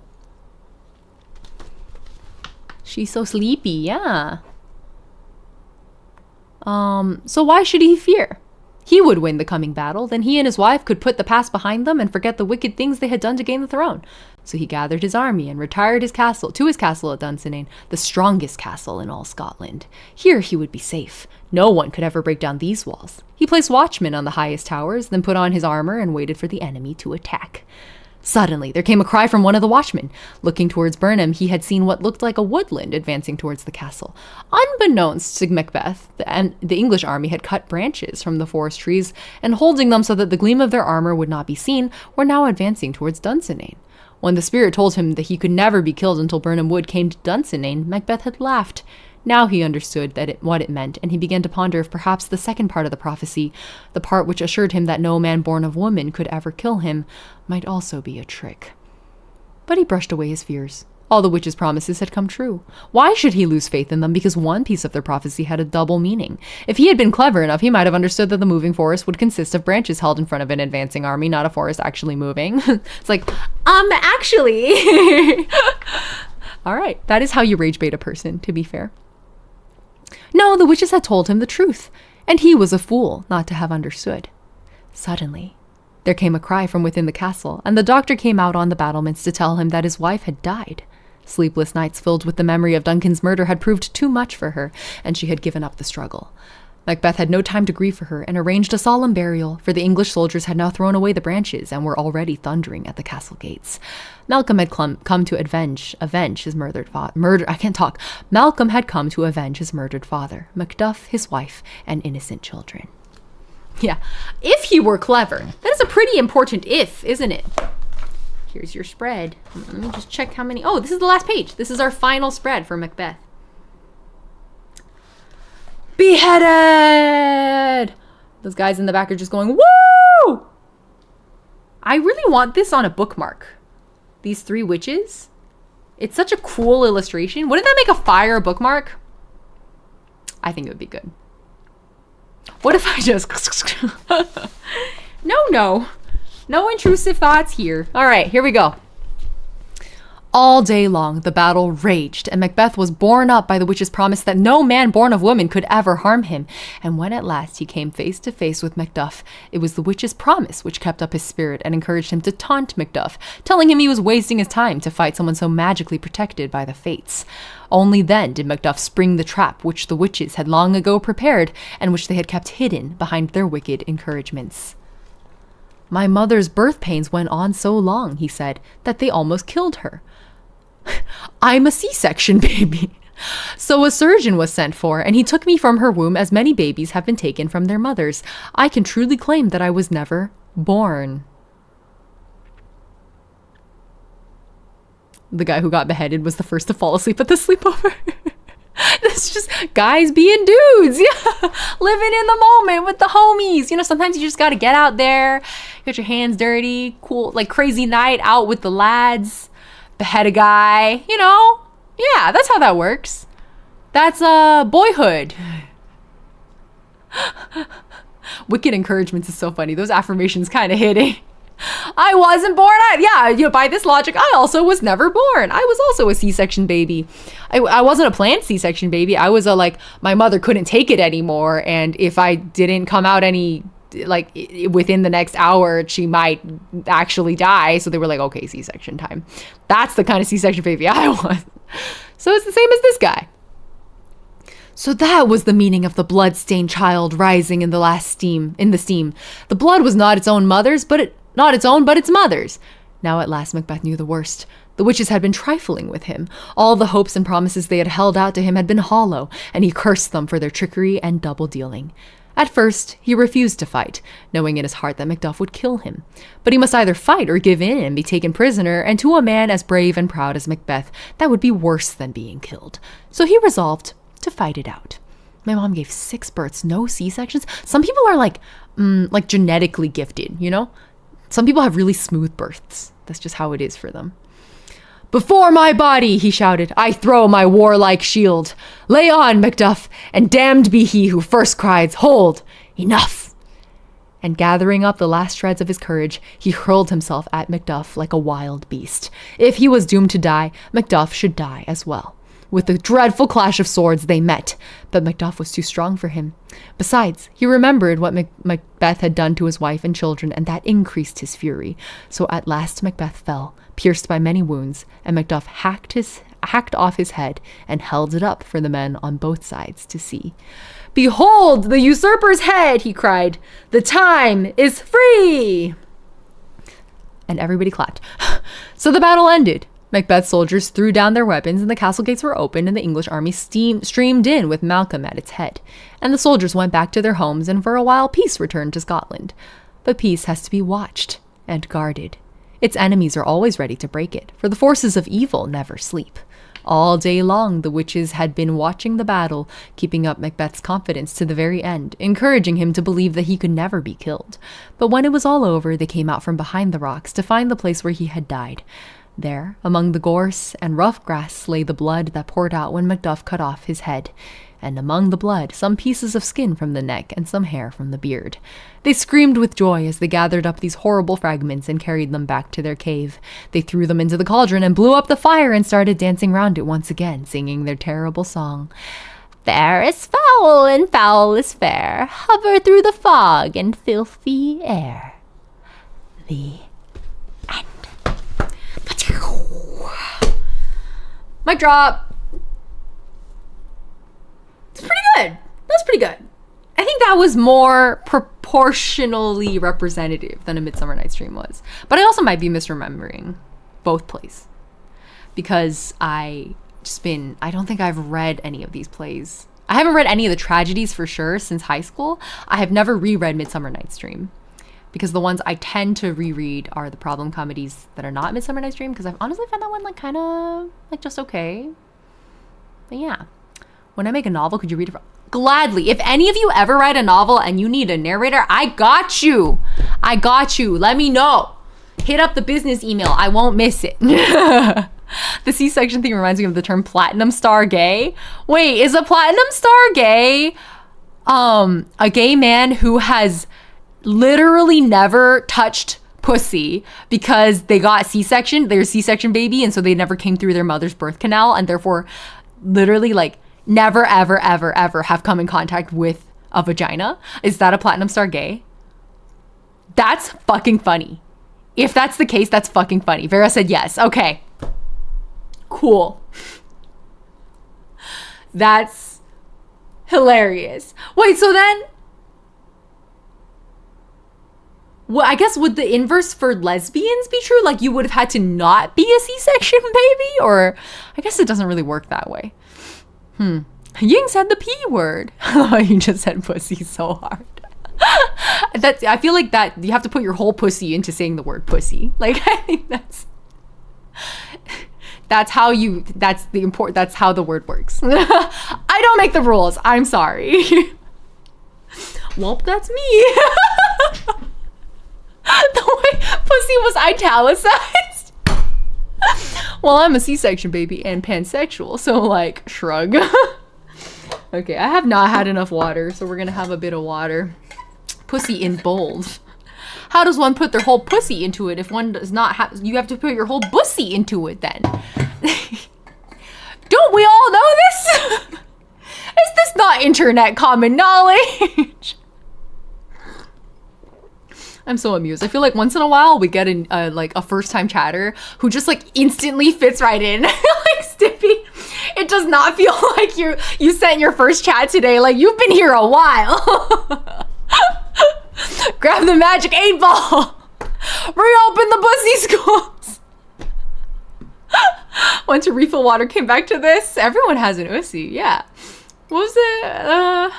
The other day we were like, yeah, put your whole Ying ussy into it. That's how it works. I'm just built different. You have no ussy. There's no ussy, derived ussy for you. Oh, I think Sapporo's trying to get in. The door just creaked in a really freaky way. Let me see if I can let her in. Sapporo, was that you? Okay, maybe it was just the wind. Maybe it's just the wind. Ugh, the ballroom culture where all the gay black men serve all the cunt. That is how that works. That's very correct. Bis is stored in the pals. That's why the sentence is appalling. Okay. The audiobooks you narrate are going to have crazy tangents in them. No, come on. They're audiobooks. I would just read them. I mean, if the author wanted me to go on tangents, I would gladly indulge them. But I wouldn't do it without author permission. No way, Jose. I'm a professional, as they say. Anyway, let's go find someone to raid. I'm actually really hungry, but we'll see. Oh shit, that's my own fucking stream. Rin's playing Uma Musume. Okay, what else we got? Aqua playing Professor Layton. Ada playing Balatro. Egg is playing... Oh, Egg has a big collab, so I won't raid in. Omi's playing Retro Rewind. Amina star railing, as she do. Let's go. I don't get to raid Leishan very often. Let's go say hi to Leishan. It looks like they're playing a rhythm game. Oh, they're DDRing? Is this DDR? No, ITG Mania? What is that? It looks like a dance game, like with a dance pad. Let's raid England. For Britannia. Okay, I'm going to drop the link in case anyone YouTube side would like to join us. There you go. And then we're gonna watch our friend do crazy dance game stuff, I guess. Leishan is also a music producer. Really, I think it's like, I honestly don't know my electronic genres very well, but it's like very electronic music, and I'm sure it has like, I'm sure they have a specific genre they produce a lot for, but I would not be able to tell you. But say hi to Leishan for me. I'm assuming they're not really looking at chat while dancing, so we can just be there to vibe out. Yeah. That'll be fun. Real talk, this reading put me to sleep, but then I found a Korean version of the song Deja Vu, and now I'm too pumped to sleep. Stippy, I'm sorry. I hope you find sleep soon. Okay, thank you all for our first stream on the new YouTube channel. Well, it's not new, but like the new system, I guess, on the old YouTube channel, the Clips channel. And whether it's morning, afternoon, or evening, have a wonderful time of day. I hope you enjoyed today's Shakespeare stream, actually. Fell asleep a few times, the phone fell on face. That is how it happens. It's true. I've been uploading daily Let's Plays for 1000 Times Resist. So if you're into that, I know it's kind of a niche thing. I'm really not expecting a lot of views on it, but I felt like I wanted to finish it. So I'm going to follow my own rules and do whatever the hell I want on this channel. That's the rule. So I'm going to do it. All right. I'll see you guys on the Let's Plays or in future streams. I might stream more often too. They might just be shorter. We'll see. I'm like playing with it. We'll see how it feels. Okay. See you guys next time. Bye-bye. We're rating in. Bye-bye. Bye-bye. Bye bye bye bye bye bye.